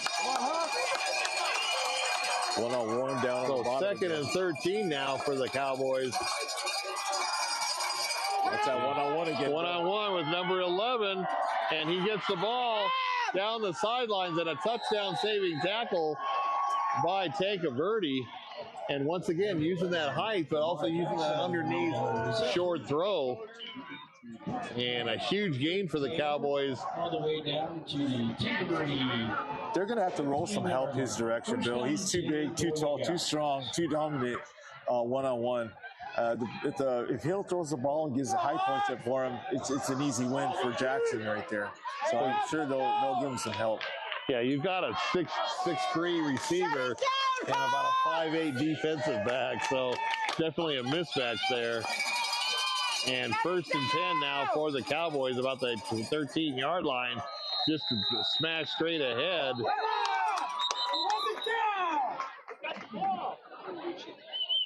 And the whistles. Cuevas with that inside running. So Cuevas a little banged up though, a little ginger getting up. Yeah, he's been their workhorse inside. The ball did come loose, but it looks like he was down by contact prior to the ball coming in. Yeah, they blew it dead before that ball was stripped out. Yeah, they blow it dead. You have a quick whistle there than the other times where you're running east and west, and they're just letting the play go. So who knows? You got one-on-one again on the top of the field. Oh, never mind. They brought a safety over. They are rolling safety help over on. Yeah, they do. There it is. One-on-one. So there it is, a jump ball and touchdown. Made it look easy. He's out of bounds. Oh, is he out of bounds? Yeah, he's out of bounds. In the back of the end zone, could not get that foot down. So wind it up and do it again. 3rd and 6 now. Yeah. And if you're Willcox, you don't want to get a field goal right here where you have a chance to get this game back to a one-possession game. Yeah, I'd look for the same play, Bill, same receiver, with a little inside out move, throw it to the far pylon, the back corner. It's there all day because they're really. You got to give that cornerback some help, though. Like I said, you got like 5'8" going against 6'3". Yeah, little mismatch. There he is, splitting out wide again. Jackson. Yeah.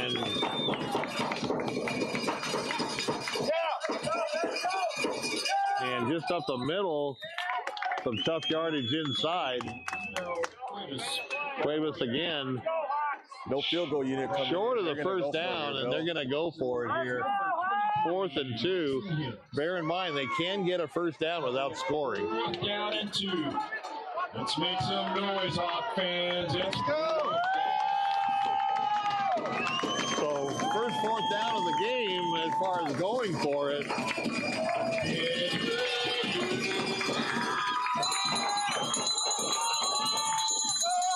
And let's see if they go to Cuevas inside.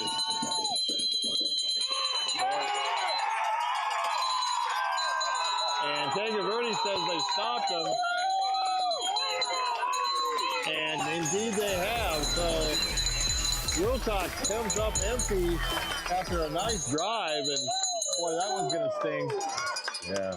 Turnover on down. Once again, the speed of that Tanque Verde defense. Yeah, that defensive line bowed up, and they really they kind of shot the gaps and plugged the holes up. The Cuevas had nowhere to go. This is a much improved Tanque Verde defense than what we saw at the Benson game. Agreed. From PVC.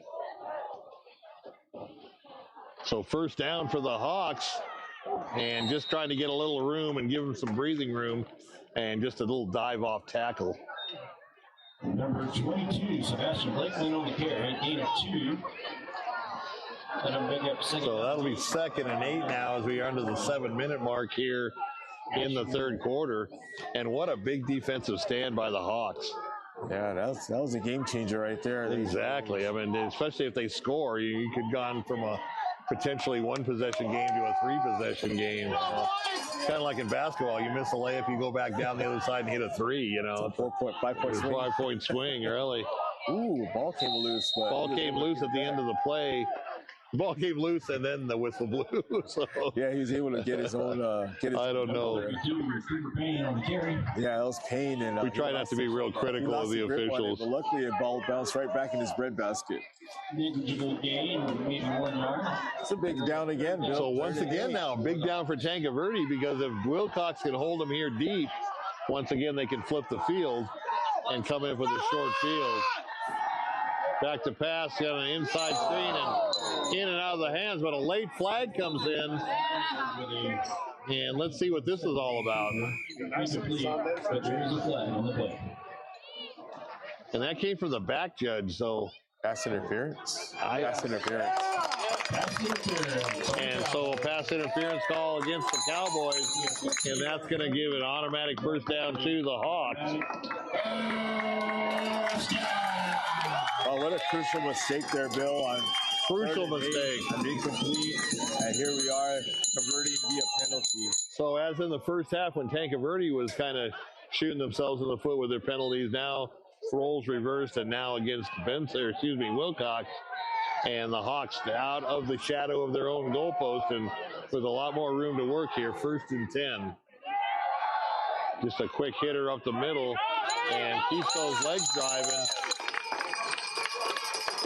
Insult to injury on that penalty. Like, the quarterback didn't even look in the direction of where the interference is at. It was completely on the other side of the field. And the quarterback looked right through right, but the penalty was on the far left. Yeah, I don't like penalties. I don't like calls like that where you throw a penalty and it's totally against on the other side of the field. Has nothing to do with the play, but one team gets penalized for that. I don't really care for those type of calls. Tight formation here by Tanque Verde. So a little jumping, and it's going to look like it's going to go against the Hawks on this one. Once again, definitely have to clean up these penalties, Bill, for your Tanque Verde. That's the only thing that's really hurting your rhythm, hurting yourself by penalties tonight. More than Willcox. Well, so now you go from a 2nd and 4 to a 2nd and 9. And even the 5-yarders, in that particular situation, take you right out of short field play calling. Yep. So you got double receivers split out to each side out of the shotgun. Here comes the blitz from Willcox, and they went right past the blitz and into the secondary goes the Tanque Verde ball carrier, and that's going to be enough for a first down. So that play was right where the blitz came, and just ran right past it. Way to see that, Bill. That's exactly right. He vacated that area right when the running back had his cutback lane and was able to get 7 yards before he was touched. So nice job by the Hawks to convert that possession into a first down after that penalty. 1st and 10, the empty backfield. He's going to just out of the Wildcat, direct snap, and he kind of got turned around, went east and west, and then they got him down just around the 40-yard line. They're going to mark it at the 41. No gain on that play. So that looked like a pinball. He was bouncing all around off the tacklers. And at the end of the play, we'll wind it up and do it again. 2nd and 10. This quarter is flying by, Bill. Yeah, when both teams are running the ball, the quarters seem to go really fast. It's official timeout here. And they tell them to start the clock. Oh, there was a foreign object on the field. Foreign object on the field. Okay. We don't want it like the WNBA game. Yeah, there you go. Number 14, So incomplete pass on that one. He threw to a spot, and the receiver was down in the area. Yeah, there was a little miscommunications on that one. And incomplete pass will stop the clock at 3:46. And 2nd and 6 now for the Hawks.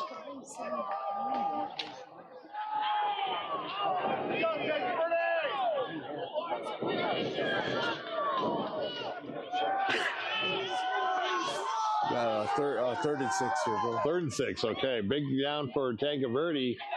He takes the handoff and goes downfield. Completed pass for a first down and a lot more on the far sideline. number 7, AJ Cooper. So another long gain for Tanque Verde, and that's what's killing Willcox on those 3rd down plays. They get them right where they want them, and then the Hawks come back and convert the first down. I had mentioned in the first half that one of the weaknesses of Haggard is rolling to his left and throwing accurately, but he's proven me wrong. He's made about 3 really nice throws rolling to his non-throwing arm side. So good job on Haggard's end. See, he had his phone in the locker room, was listening to our halftime analysis, and corrected that. So jet sweep to the near side, and boy, he's a hard one to get down. But Willcox tries to keep hitting him high, and he's got the toughness to fight past that, and still's got a little bit of squirminess and kind of like a wiggler. Yeah, he's got like Bill, let's say a little jitterbug up the middle. Yeah, kind of like those water dogs you put on your hook when you're throwing them out in the lake fishing. So 2nd and 7 now for the Hawks. Nice drive here. Let's see if they can keep it going. He's going to roll to the far side off of play action, call his own number, and get the first down out of bounds. So nice job once again for Tanque Verde. I think they spotted him a little bit short, Bill. His left foot hit that. Then he got step out. 1 yard short. So he must have stepped out just before the marker. And the referee was right on it. I could see him. He put his foot down where he had stepped out of bounds. The ref was right on that one. So 3rd and 1. And let's see what they call here. I mean, they're in 4-down territory if they want to take a shot downfield. Nice methodical drive, time-consuming drive, too. Very much so. And just playing it safe, getting the first down on a nice off-tackle dive play. Chewing up clock, and maintaining that 2-possession lead.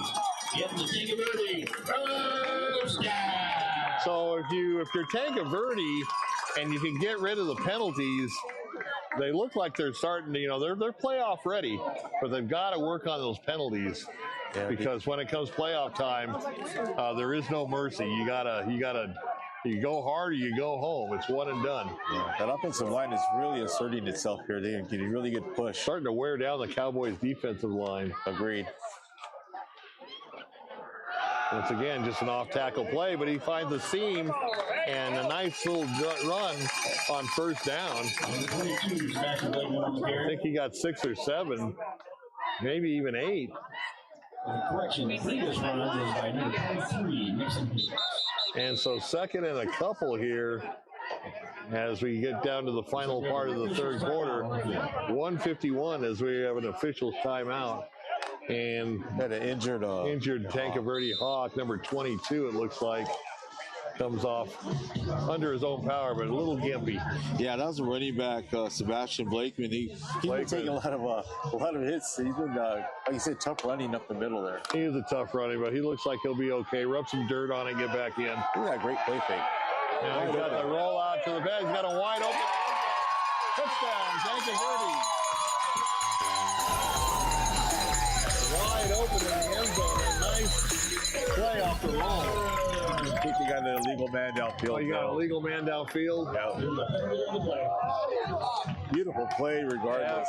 Yeah, legal man downfield. So one of the linemen got a little excited and went too far. Maybe he thought he was that's going to negate the touchdown. On the Hawks, which Oh, that was a beautiful play regardless. That was a nice play. Man, I like the way that Haggard he's gunslinging it. Now, like I said, he's got that play action down. He hides the ball so well behind that hip. Yeah, this is a different Tanque Verde team than we saw against the Bobcats a few weeks back. And that was a strange game. That had the lightning delay, and it was just a mess, that game. Yeah, it was an odd game for sure. That was the same week that Buena finished up their game after midnight. Wow. And once again, ahead of steam, and down inside, right around the 10-yard line. Once again, that whole playbook open. They've been running tight formation, running methodical left, right, and that time they spread them out, had double split, double slot, and they still run the dive play at the middle, and with much success. And like I said, the O-line is just, they're really establishing themselves. Yeah, the line's blowing off. They're blowing the defensive line just way back 3 or 4 yards on their heels, and by that time the running back has a full head of steam. So 1st and 10 for the Hawks, and nice play to come up big. Number 3 for Willcox, naming all the Cochise County teams to get to the right one. Nice play by Willcox. Hawks knocking on the Cowboys' front door. So inside a minute, clock running. They had Cuevas coming in on blitzes throughout this drive, but unfortunately for him, he's just been guessing wrong. It's like one of those, he's blitzing right, they're coming left, and it hasn't worked out timing right. Just a quick up the middle dive and into the end zone for another touchdown. Tanque Verde. So with 3:08 left to go, Tanque Verde's putting their foot on the neck of the Cowboys and not wanting to let them up. That was a heck of a drive. That was a nice drive. Like a statement drive.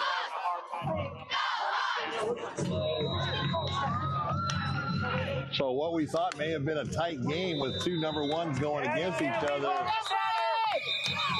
And penalty on the point after. I believe the kick was good. I don't know if they're going to, in high school, I don't know if you re-kick it or they just take the penalty on the kickoff. Unsportsmanlike conduct. They're starting to lose their cool now a little bit, Bill. Little frustration starting to set in. You can't stop them. They're getting bullied down the field. And unfortunately, hopefully, there's a lot of time left, a whole other quarter. Hopefully, they'll keep their composure. The coaches can regroup and have focus on getting back to this game and not focusing on, losing their cool. That's a great point because there is still a whole quarter left. And, technically, you're not out of it. But that hole's getting deeper that they're going to have to climb out of.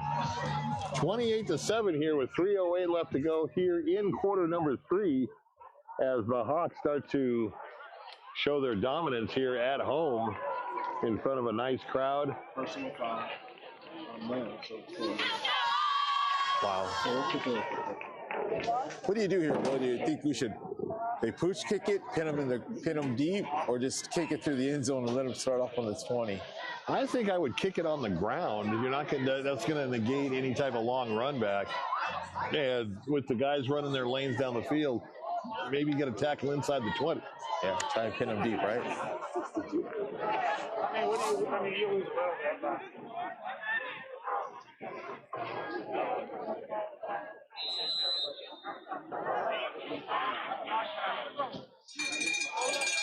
And kicks it away up in the air, and that's just going to be a touchback. So he chose the ladder.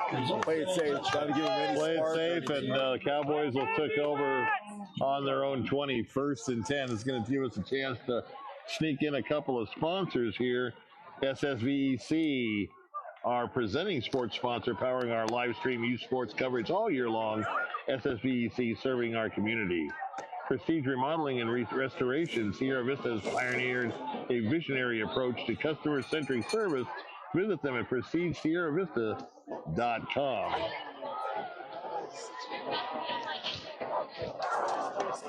So 1st and 10 for the Cowboys, and they got a lot of work to do if they want to get back in this game.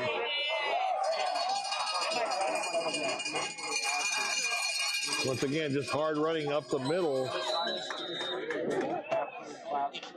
This game might be a blessing in disguise for Willcox because you can get your humble pie served down. This is an elimination game. They know what it's like to play against another really good team like themselves. And what happens when you take your number one weapon away? Obviously, Cook is their highlight player, and they nullified him tonight. So now they can go back to the drawing board and decide what do we need to do to get our best player the ball in advantageous situations. What did they do to take him away and make sure other teams don't do the same, right? No, exactly right. And that's going to end the third quarter with our score 28-7 in favor of the home field Tanque Verde Hawks here in Tucson, Arizona. Glad you could be with us tonight on Cool FM and also on 520 Sports Talk. And let's get some more sponsors going here. And a nice cool night like tonight, a nice hot slice of Vinny's pizza would be great, though. Yeah, it sure would be. Seniors helping seniors. Their caregivers are seniors themselves. They show up ready to exceed expectations. Check them out at southernarizonaSHS.com or call them at 520-487-4246. Desert RV in Wichita City is aiming to build a community that surpasses RVs by giving back through local youth sports sponsorships, veteran support, and community fundraising events. Go to desertrvcenter.com. Stan Greer Millworks, Southeastern Arizona's premier supplier of custom doors and windows with distinguished history spanning 40 years with offices in Tucson and in Hereford. Discover more at StanGreenMillworks.com. Pass on a legacy with Stan Greer Millworks. Burger King at Bisbee at 1221 Naco Highway. Bring your family in and enjoy the flame grilled fave at BK. So start at quarter number 4 here. Hawks up 28-7. Cowboys trying to get something going. And a fumble on the play. And who's got it? Everybody's diving for the ball. No signal yet. And I think the Cowboys may have retained possession. Looks like Willcox recovered. Yeah, it looked like Jackson was Johnny on the spot there. The ball just popped up, and he look what I found type used fumble. that 6'3" frame to dive on that ball. So Cowboys avoiding disaster on that one. Yeah, I would have put the nail in the coffin right there, Bill. 3rd and 6, however, they've got to convert to keep the drive going. Otherwise, you're going to give it back to that high-powered Hawk offense. Just a straight dive up the middle. And once again, is that Cuevas? Yeah. It was a 3rd and 1 on that. They were late on the scoreboard. Late on the scoreboard. Well, easy first down with Cuevas. Once again, the workhorse in between the tackles. Yeah. He's going to sleep good tonight, Bill. He's going to have some bumps and bruises, and he's going to be ready for the next game. Now, I got a little bit of a predicament coming up since we did Coach East County football, and our prestigious Crystal Heisman Award goes to the Football Player of the Year, and we have not really concentrated on Tucson, so I'm not sure if I'm going to split the award up or I'm going to – I can't take Tucson out of the mix. We'll see what happens, and we'll let you know. Back to pass. Here comes pressure from the back side. And in and out of the hands. Nice play by the defensive back to knock it away at the end. 15, Cuevas. So Cuevas out of the backfield, and nice at the last second knocks the ball away from him. 2nd and 10 now after the incomplete pass. Yeah, that was number 5 with the pressure there. The defensive end for Tanque Verde. Hill barely got that ball off in time. Yeah, that backside pressure was coming.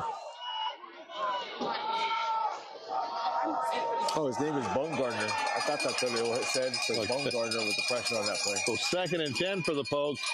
Rolls to the far side. He's going to come up and throw. He's got a man open. And nice defensive play. A late flag.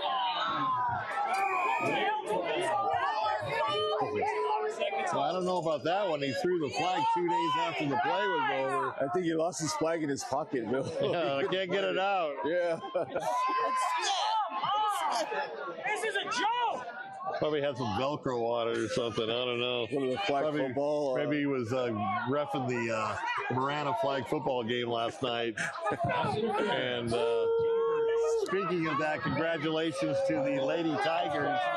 Number 2 in the state, getting ready for the state playoffs. And Marana was an eyelash away from playing in the championship game last year. And they look even stronger this year. Oh, powerhouse. Malaysia Roebuck, another one of the Roebuck kids. One of the big parts of that successful program. Looks like they got Haggard rolling over to he's going to come in on a blitz. They got Haggard coming in on a blitz. So straight ahead, just a blast up the middle and a nice 5 or 6 yards in there for Cuevas once again.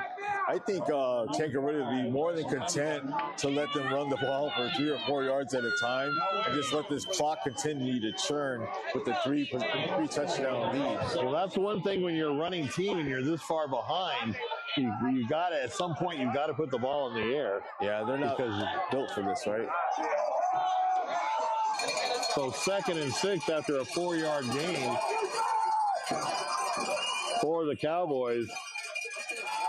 Back to pass. He's got sideline route open and a nice completion downfield. Once again, a first down for the Cowboys. So they show they can move it through the air. They're just not utilizing the pass as much as they probably should at this point in the game. 9:48 left to go and down by 3 touchdowns. That was Cook's one highlight of the night. That's the first time he's actually gotten free and produced downfield. So, yeah. So a nice replay action by the boys in the studio back in Sierra Vista. Dan the man. So 1st and 10 for Willcox here, trying to get back in this game. Once again, inside run by Cuevas, kind of needles his way through the first line of defense into the secondary. And another first down on about a 10 or 11-yard run. So Cowboys moving the ball, but once again, the clock continues to run. That was really good vision by Cuevas. He went up the middle. He saw a lane to his left at one cut. Got himself a first down. Really good vision on his part. But once again, Tanque Verde's going to go ahead and let him run it all night. Oh, Tanque Verde's glad the clock's running. Yep. 1st and 10 for the Cowboys. Once again, Cuevas inside and down. Touchdown. And it is a touchdown for Willcox. So the Cowboys come back with a strong drive. 8:41 left to go in the game. And their second touchdown of the evening. Pending the point, it should be 28-14 when all is said and done. That's the best part for Cuevas. He gets to score a touchdown. He has to come right back and kick the extra point. So no water break yet. No, not at all. Then he has to go back. The bad part of this is, yes, Willcox scored, but now you've got to give the ball back to that powerful Tanque Verde offense. Unless you may be thinking onside kick. Yeah, Tanque Verde will be thinking that too, right?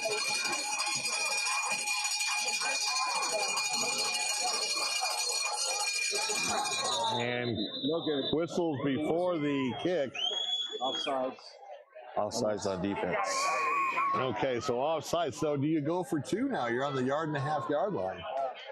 It goes from the 3, half the distance from the 3 to the 1.5. Do you go for 2? The way Cuevas is running the ball, why not? Yeah.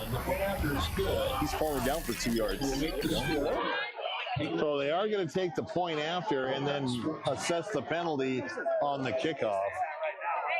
Now, if you're Tanque Verde, like you mentioned, you got to be ready for that onside kick because there's still 2 touchdowns behind and a little over 8.5 minutes left to go in the game. So the last thing you want to do is give the ball back to Tanque Verde on a big sustained drive to let him chew that clock up. They did take the point off the board. So they did take the point off the board. They are going to go for 2 now. Maybe. And it looks like they are going to go for 2. No, they're going to kick it. So why would they take the point off the board? I'm not sure. I'm not certain. The announcer said the kick was good, the PA guy. So apparently the kick was not good, but because of the penalty, they're going to do it again. Nice snap, gets the ball down, and this time in the Inside the left. between the upright, just snuck it in. Yeah. And with 8:41 left, 28-14 in favor of Tanque Verde. So this would be a game at this point if there wasn't only 8:41 left to go in the game.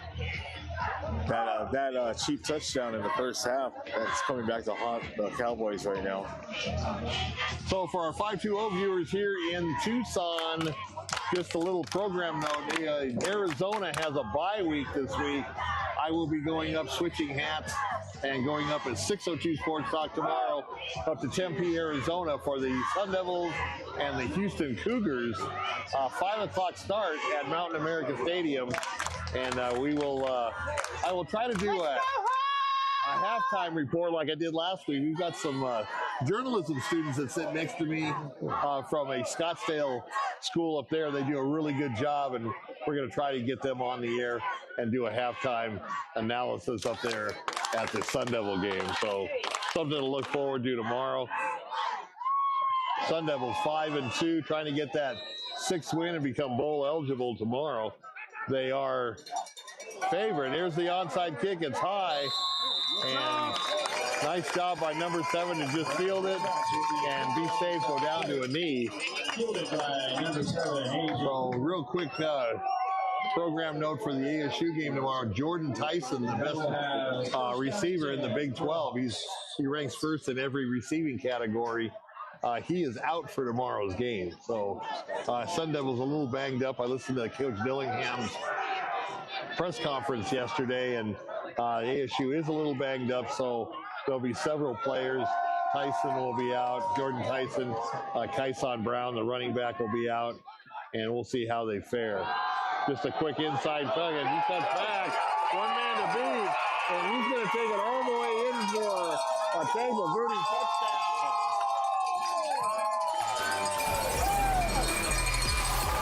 That was Cooper Payne, Bill. Cooper Payne bringing the pain there on that one. One cut, he was gone. So Payne, as soon as he got past that first wave, turned the jets on, and nobody was going to catch him.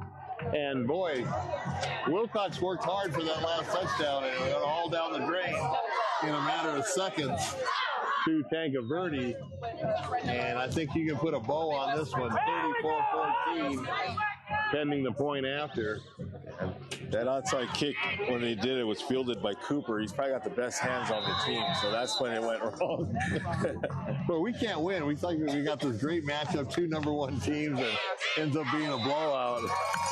And point after is good. So with 8:31 left to go in the game, Tanque Verde up now 35-14. Yeah, that offensive line for Tanque Verde is just too much, too often for the Cowboys tonight.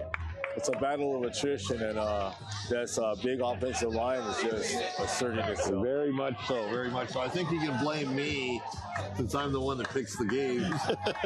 I thought this was going to be a good matchup, and turns out to be a blowout. But nevertheless, Tanque Verde working on starting to peak right before the playoffs start. But once again, they've got to take care of those penalties. Absolutely. Other than that, they're hitting on all cylinders. They are hitting on all cylinders. They just it's those little things that'll give the coaches gray hair. And I'm sure that they will work on that during the course of the week's practice. I know there's going to be a few guys running. Absolutely. Remembering my days in football. That's a live ball. You got to pick it up. And now they're in all kinds of trouble. So once again, a little confusion on special teams. And once that ball goes 10 yards on a kickoff, it's a live ball. And Willcox fortunate to not lose the ball on a possession on that one. Give up more points right there. Yeah. Wheels falling off for the Cowboys. Yeah, somebody needs to tell them there's still 8 minutes left in this game. Yeah. They head back to Willcox yet.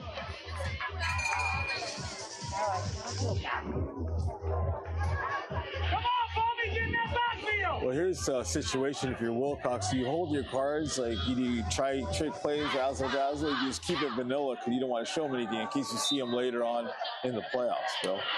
Well, I don't think they'll play each other because it's usually north and south, but they've got to do something. A little delayed handoff to Cuevas once again. And well, that was to Cook. No, Cook. Excuse me, Cook on that one. And gets out of the shadow of their own goal line, so it'll give them a little room to work. Number 22, Sebastian Blakeman.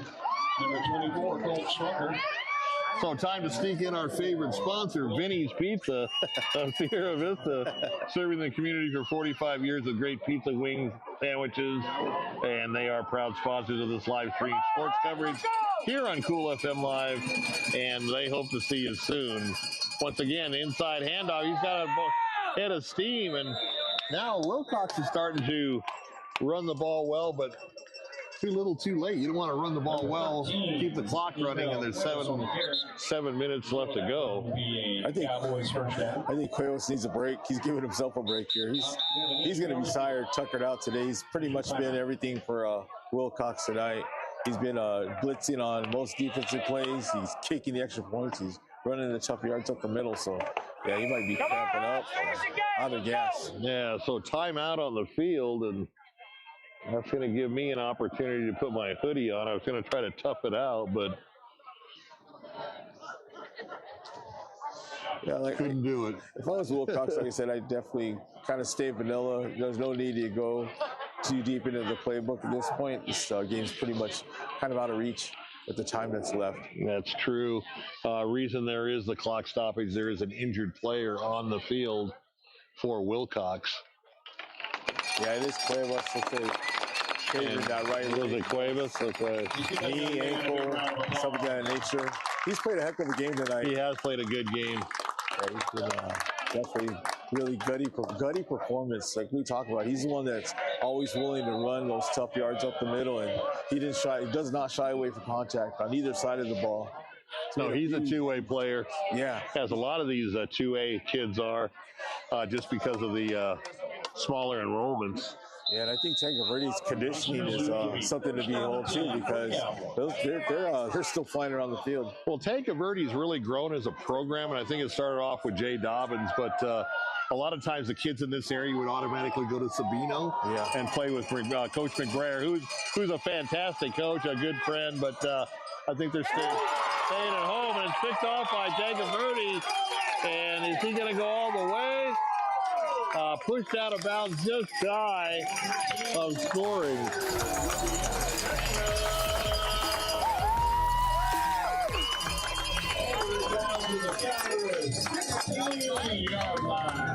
So Tanque Verde comes up with another pick, and that's going to put the frosting on the cake, the nail in the coffin, or whatever you want to call it.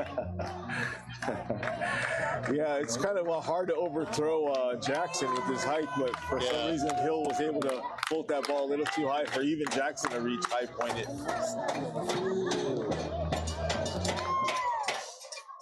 Well, they can add to their stats now. Ooh, there's a hole. So just straight ahead, He's got a holding penalty. That's going to come back on a hold. More comfortable now with the hoodie on, representing my San Diego State Aztecs.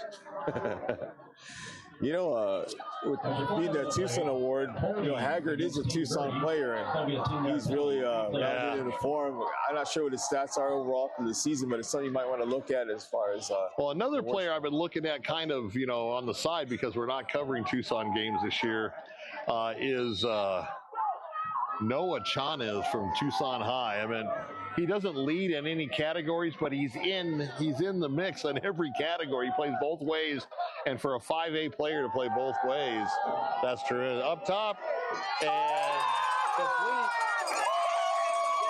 Right around the 1 yard line, I believe. Maybe the 2.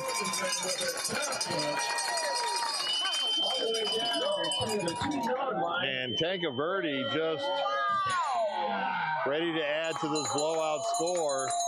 6:57 left to go here in this one. Yeah, Torgerson looked that ball all the way in. It was a nice route, nice play action.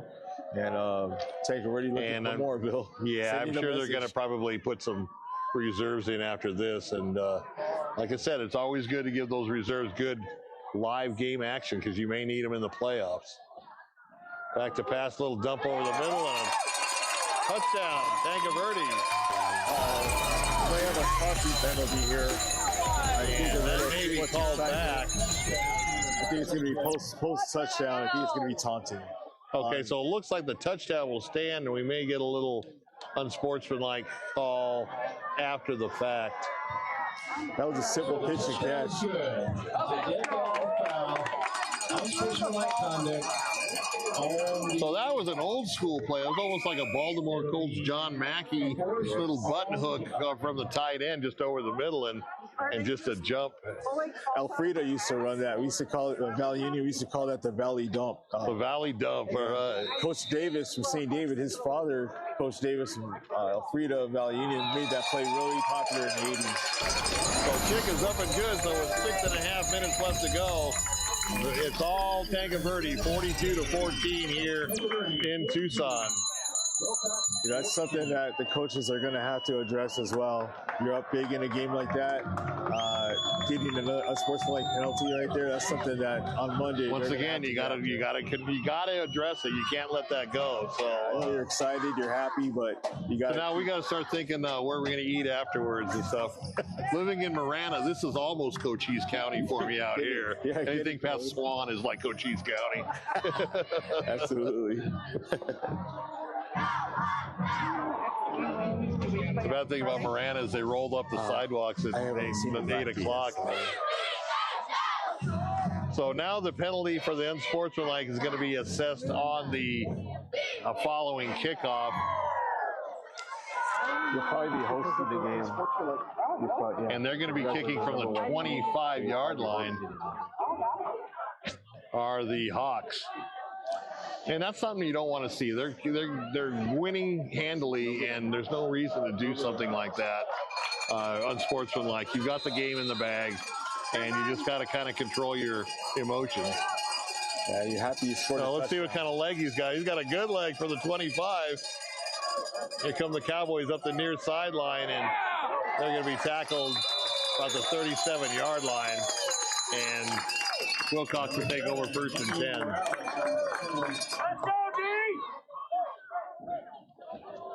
Yeah, Willcox going to have to go back to the drawing board. They're going to have to assess everything. Now, Willcox is not out of the playoff picture, but with a blowout loss to this, that's going to really hurt their points, their power points.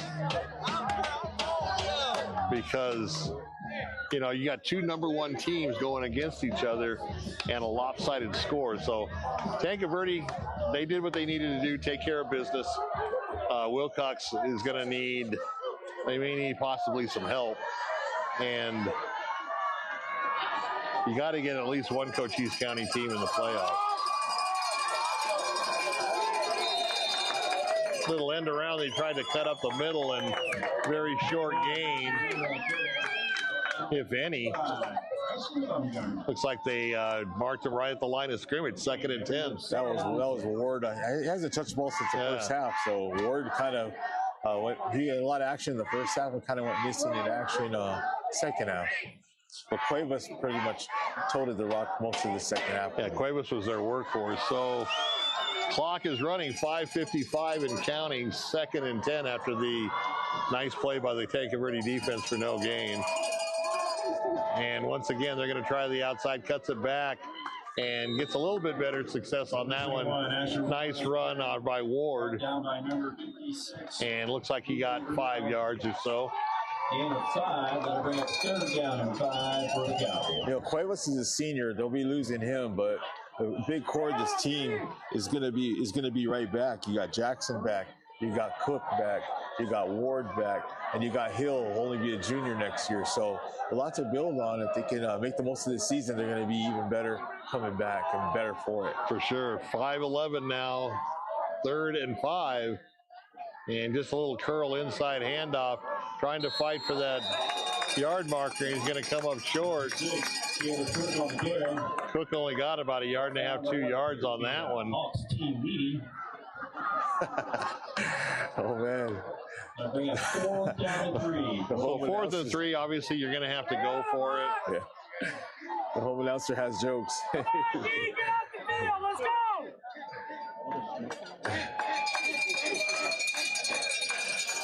And let's see if they just use Cuevas again. I just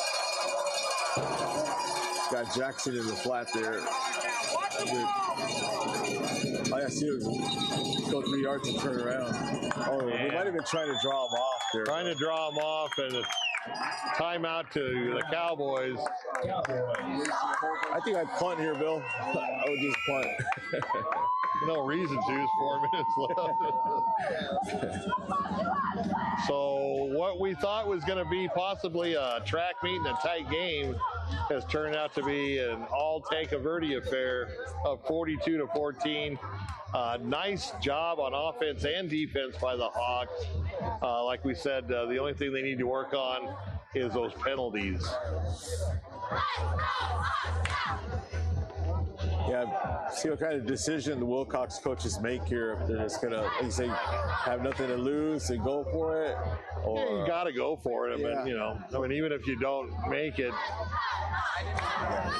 you know, the game's already been decided. 49-42, it's all relative.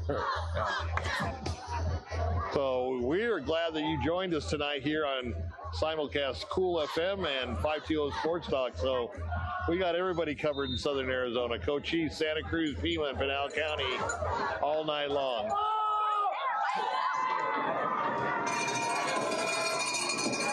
4th and 3 now. Just another curl route, and it's going to be short, it looks like, from our vantage point. And I think he's going to be just a hair short. Let's see. We may get a measurement. Oh, they gave him the... Wow. I don't know. I mean, I'm sitting right in the straight line view, and it looks short to me by about a half a yard. But yeah, well, that was happened right in our line of sight there, Bill. That was a good call in your eye there. It was, but Christmas came early for the Cowboys as I gave them the benefit of the doubt. What good thing happened tonight? A little run to the outside and nice pickup on 1st down. Just kind of running out the clock. Tanque Verde now with their reserves in, and like we said, that's a good idea for the future, not only for the playoffs, but even next year, give these younger kids some good live action playing time.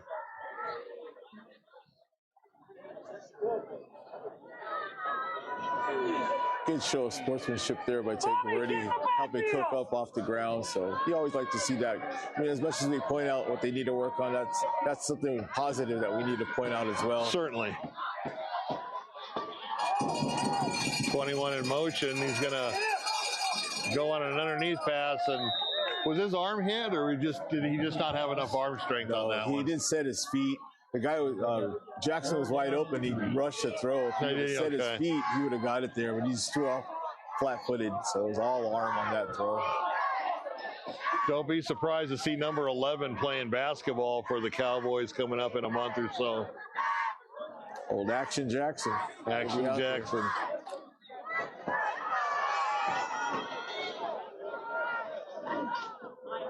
So stay tuned for our post-game wrap-up.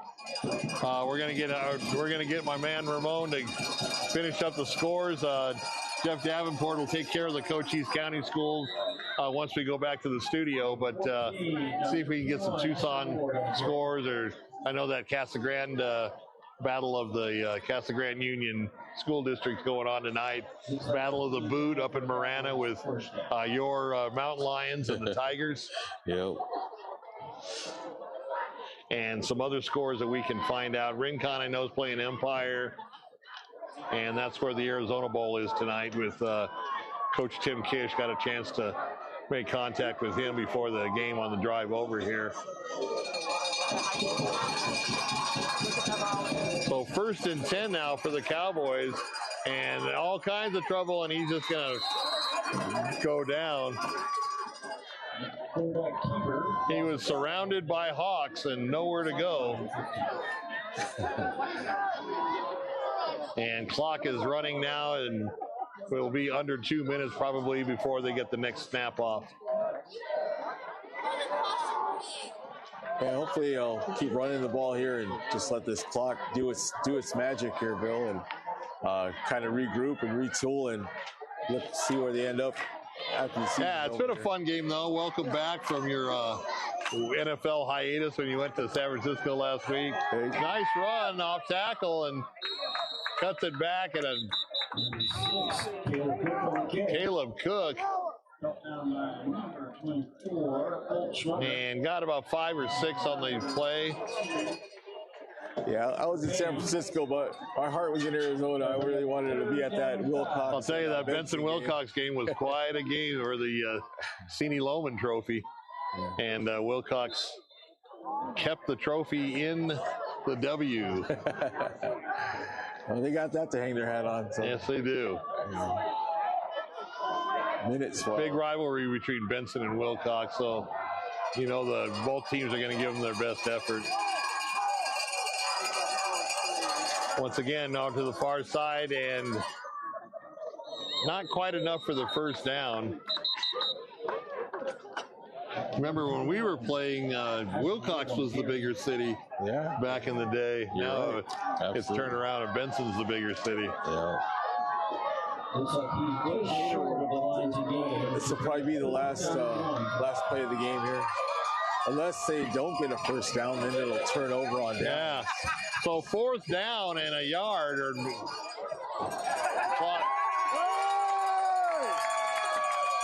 clock running now. Oh. And they're trying to throw the Gatorade bath on the coach of Tanque Verde. And meanwhile, back on the field, Willcox get the first down. That'll do it. And I don't believe that they're going to be able to get another playoff unless they call a timeout, which... Yeah, Coach Ball now, he definitely got the Gatorade treatment on that one, Bill. And he should, well deserved by the coach, beating the #1 team in the other division. And that's going to wrap it up here for the game with the final score.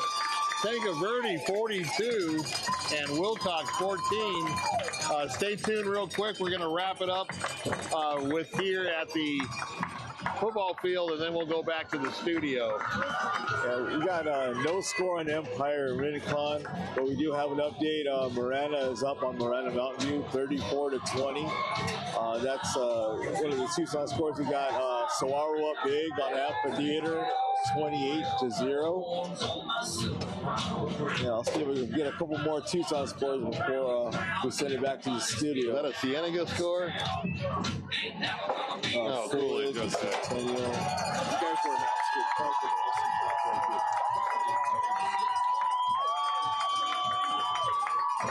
So Tanque Verde with a huge win, getting ready for the playoffs. This is a Tucson/Cochise County score, but congratulations to the Buena Colts, 28-17. Is that a final? Yep, sure. Okay, and I'm sure Jeff will talk about that a little bit more. Fourth quarter, okay. Here's a really good game, Bill. Pueblo 14, Saladita 13. Oh, a big 1-point battle there at Pueblo. We got that Casa Grande Union. Here we got Casa Grande Union down to Vista Grande in fourth quarter, 20-14. Vista Grande leading that game.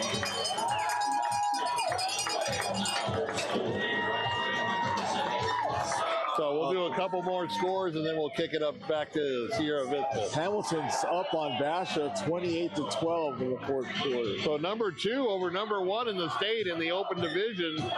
Those are the 2 best teams in Arizona. Chandler Hamilton, the number 2 team, beating the number 1 team, Basha, right now. And that would be a mild upset, I would say. Yeah, those guys, they'll both be in it at the end of the day. We got, you'll probably get an update on this, but Waldersboro up 21-0 on Douglas. And Jeff will take care of the Cochise County score. Yeah. I was just trying to find maybe one more Tucson score before we call it a night. What about Tucson High? Santa Cruz Valley. Bisbee. Cienega, there we go. There we go. Desert Views up on Cienega, 42-35. Ooh, high-scoring game, and Desert View undefeated, trying to stay that way.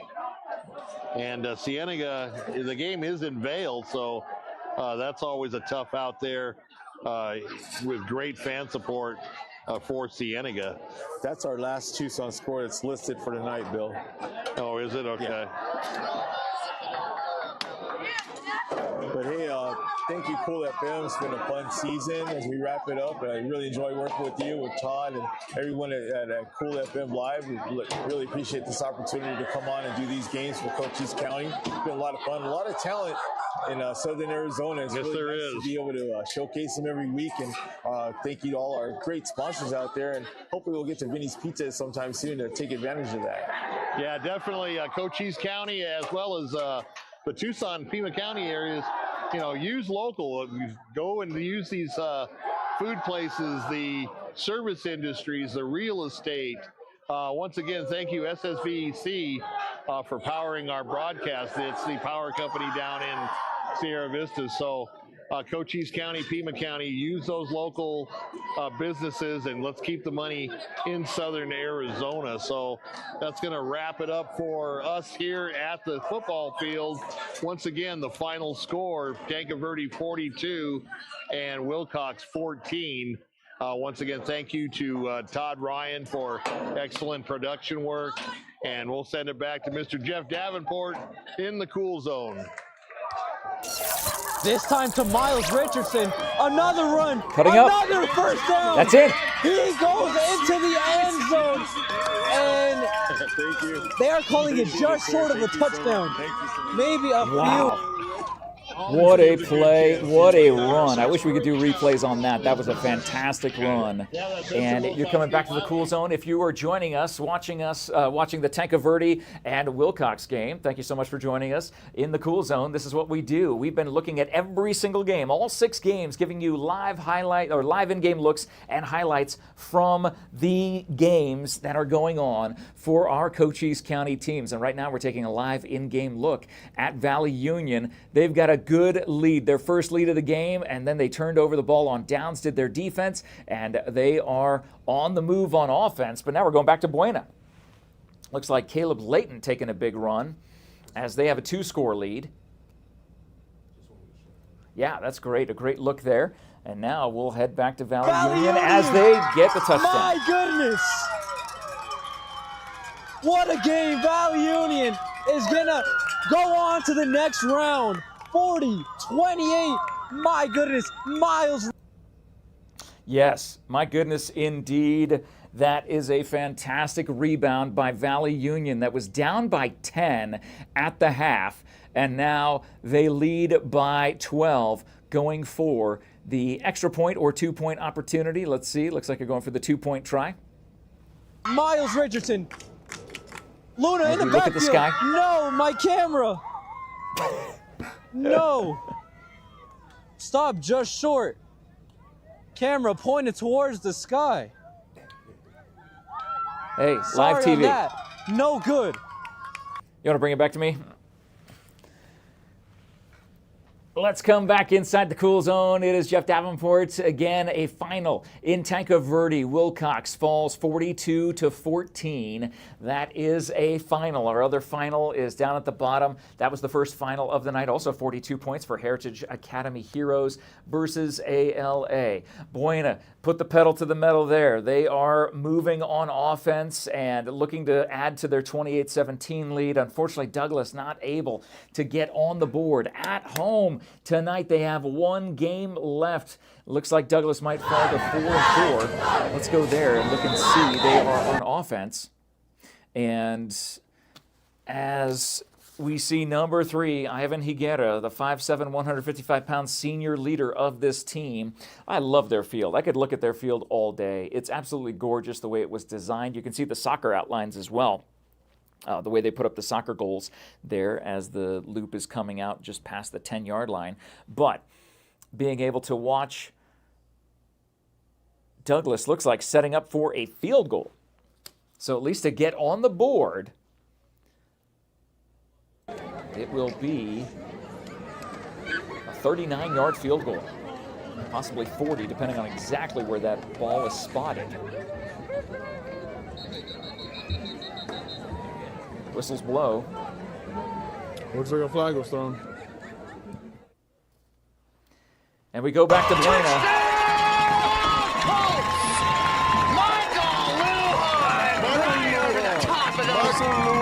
Michael Lujan. What an amazing run by him. And you know what I really like there? If you get to look at the replay of this, I want everybody to take a look at big number 65. Xavier Carr with a big man dance at the end of that play. Yeah, he got way out in front. What a great job by the Buena Colts on that run. So we saw the wrong replay. On the kick Yeah, for the extra replay. point. Go ahead and bring them down. Yeah, it was played before that one, unfortunately. So don't have a replay for you, at least yet, on the Lujan run. We'll see if they show it, though. We'll hang here just for an extra second. Again, if you're joining us from one of the games that has ended, you're live in the Cool Zone here in Sierra Vista, keeping an eye on the games all across Southern Arizona. Buena now leads 35-17 with the extra point by Martorello. And Buena will move on to 6-3 on this final stretch. Their home game, their senior night. And Buena will come away with the win as they are in the fourth quarter there. Let's switch it back over. Overcooked. So Ray. Another incomplete, fourth down. So Ray has fourth down, and they are going to be looking to throw the ball long. And Valley Union's defense has stepped up 40-28. They were down by 10. They never had the lead until the third quarter, and now they've come back and really pushed it forward. Great job to our and another young student athletes from Elfrida. Did the ball get snapped? Down. What is going on? Yeah, what is going on? 27. I'm not sure. We're going to see what's happening there as the officials are going to talk it over, chat it out. They snapped the ball and everyone stayed still, including the quarterback, including the O-line.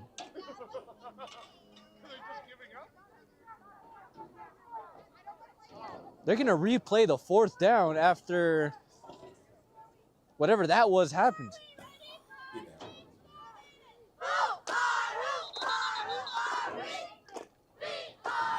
And now timeout called. So timeout called by Ray. We'll come back to that in just a second.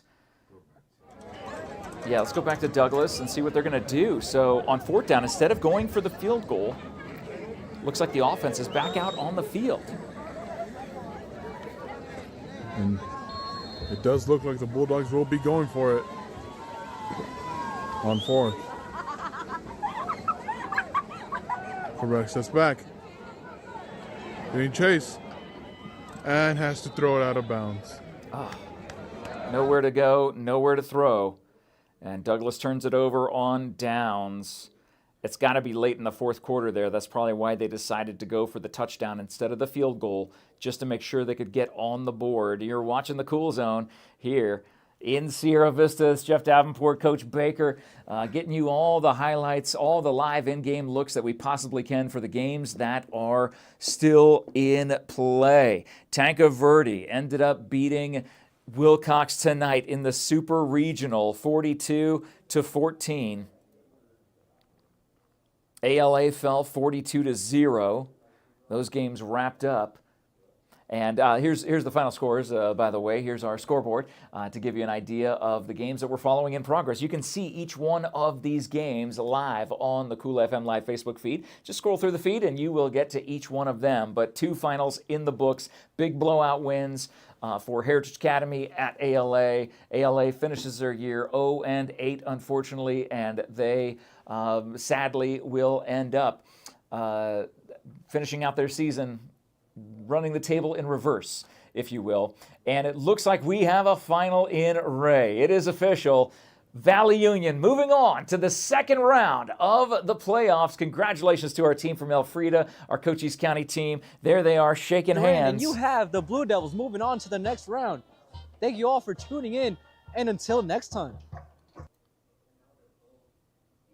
Until next time. Hey, next time is right now because you're back in the cool zone. Hopefully they're switching us back to the cool zone and seeing what's going on all around the rest of the games. 3 games are now final. Valley Union wins big after being down by so many and coming back in this game. Unfortunately, it looks like Santa Cruz will hold on for the win over Bisbee, which could put all of their playoff hopes in jeopardy. Buena doing what they needed to do to come into the game tonight to get that second win of their final 3 games.